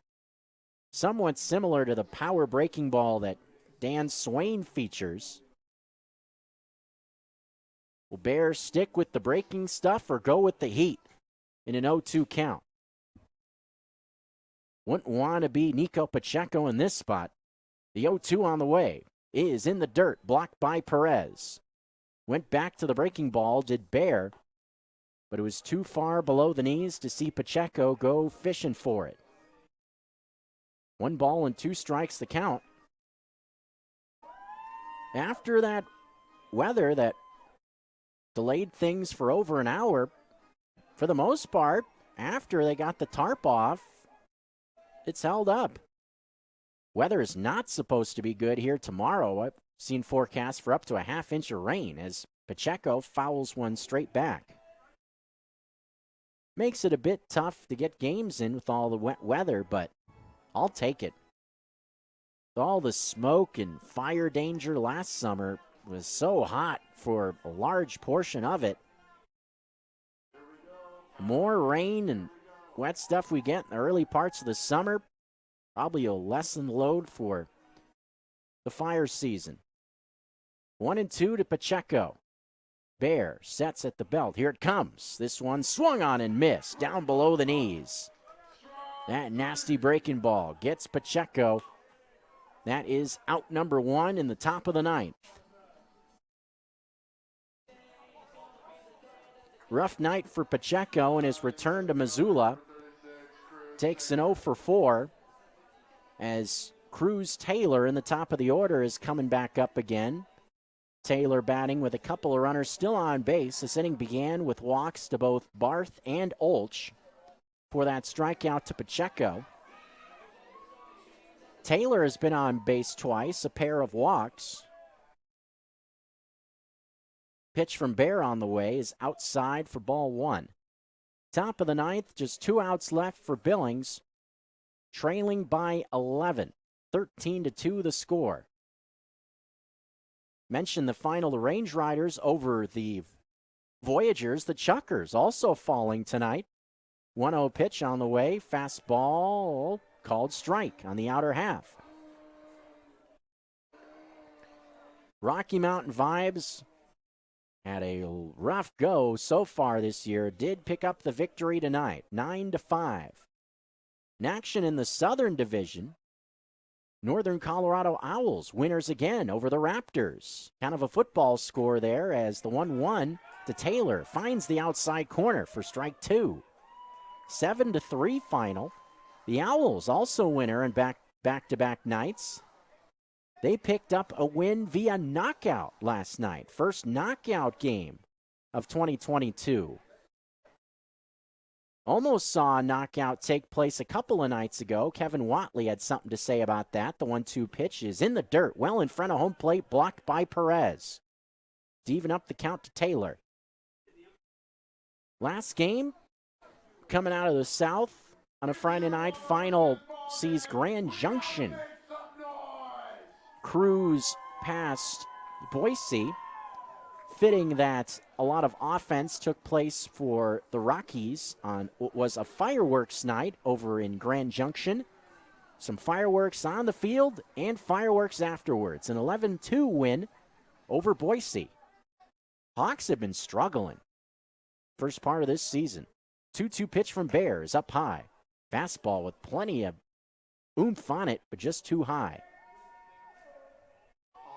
Taylor now in a 3-2 count. Bear in danger of walking third batter of this inning. 3-2, Garcia to follow. With one out, pitch from Bear is outside and low for ball 4. Breaking ball dips down below the knees, and that is the third free pass issued in this half inning.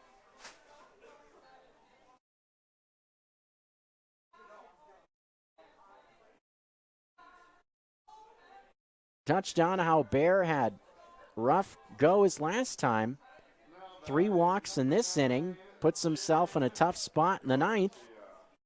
We'll see how the former Cal Poly product performs in this spot.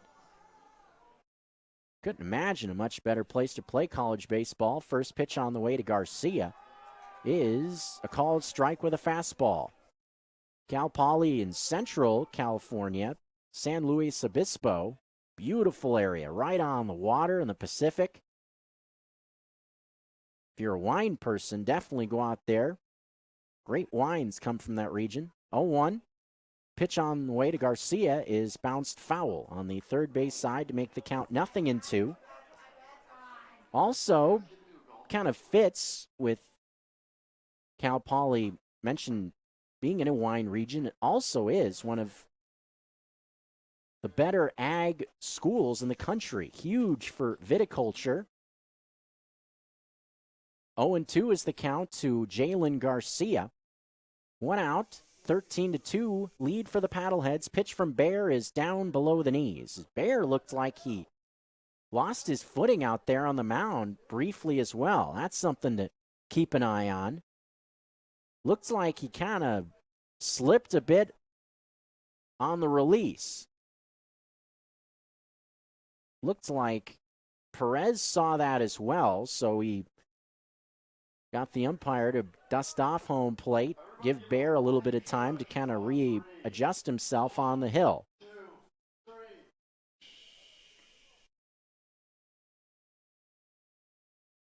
Jalen Garcia, 2 hits tonight. Got Billings on the scoreboard in the 4th. One of 2 homers so far. The 1-2 blocked by Perez to the right. Couldn't find it for a second, but didn't bounce far enough away. Staying put at third was Barth. Barth at third, Olch at second, with Taylor at first, with 1 out here in the top of the 9th inning. We are officially to Saturday morning as of 6 minutes ago. Are you tired yet? No. Hope not. I'm doing fine. 2-2 is called strike 3 on the inside part of the plate. Breaking ball gets the call. Garcia could not believe it. He thought that was high for ball 4. Instead, it's strike 3 and the second out here at the top of the 9th inning. And Pete Bear is 1 out away from getting out of this jam with no runs coming across. A pinch hitter has come out on deck and now is going into the box. Looks like that's Pena. Christian Pena. Pena, who we saw in game 1 of this series, starting on the infield, stepping in for Klein in this at-bat. In this situation with Missoula, the large advantage, Jim Riggleman choosing to give Pena an at-bat. He has been struggling at the plate. First pitch to Pena here is up high for ball 1. Christian Pena was an opening day starter for the Mustangs. You'll see this oftentimes late in the game with team leading or trailing by a large portion. Get a guy in at bat who's been struggling, try to get him going. It's the 1-0. Finds the outside, evens up the count at a ball and a strike.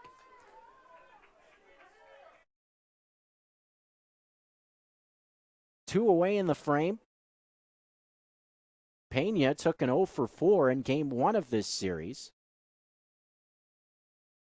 1-1 pitch from Bear is in there. Strike 2 with a breaking ball in the inside part of the plate, and the Mustangs are down to their last strike. Give Bear credit. He's been able to find it on the mound after walking 3 batters to start this 9th inning. Now just 1 pitch away from setting down the side scoreless to end the ball game. The 1-2. Swing and a miss and a breaking ball in the outside part of the plate, and that will do it. Nicely done by Bear. Loads the bases but leaves them that way in the 9th inning. Fitting ending to a dominant victory for the Missoula Paddleheads. 13-2, the final tally on this Friday night, and it's time to break out the brooms. And actually, I misspoke. Sit on this Friday night, that was yesterday's news. On this Saturday morning, the Paddleheads are winners. We'll be back quickly to wrap it up after this.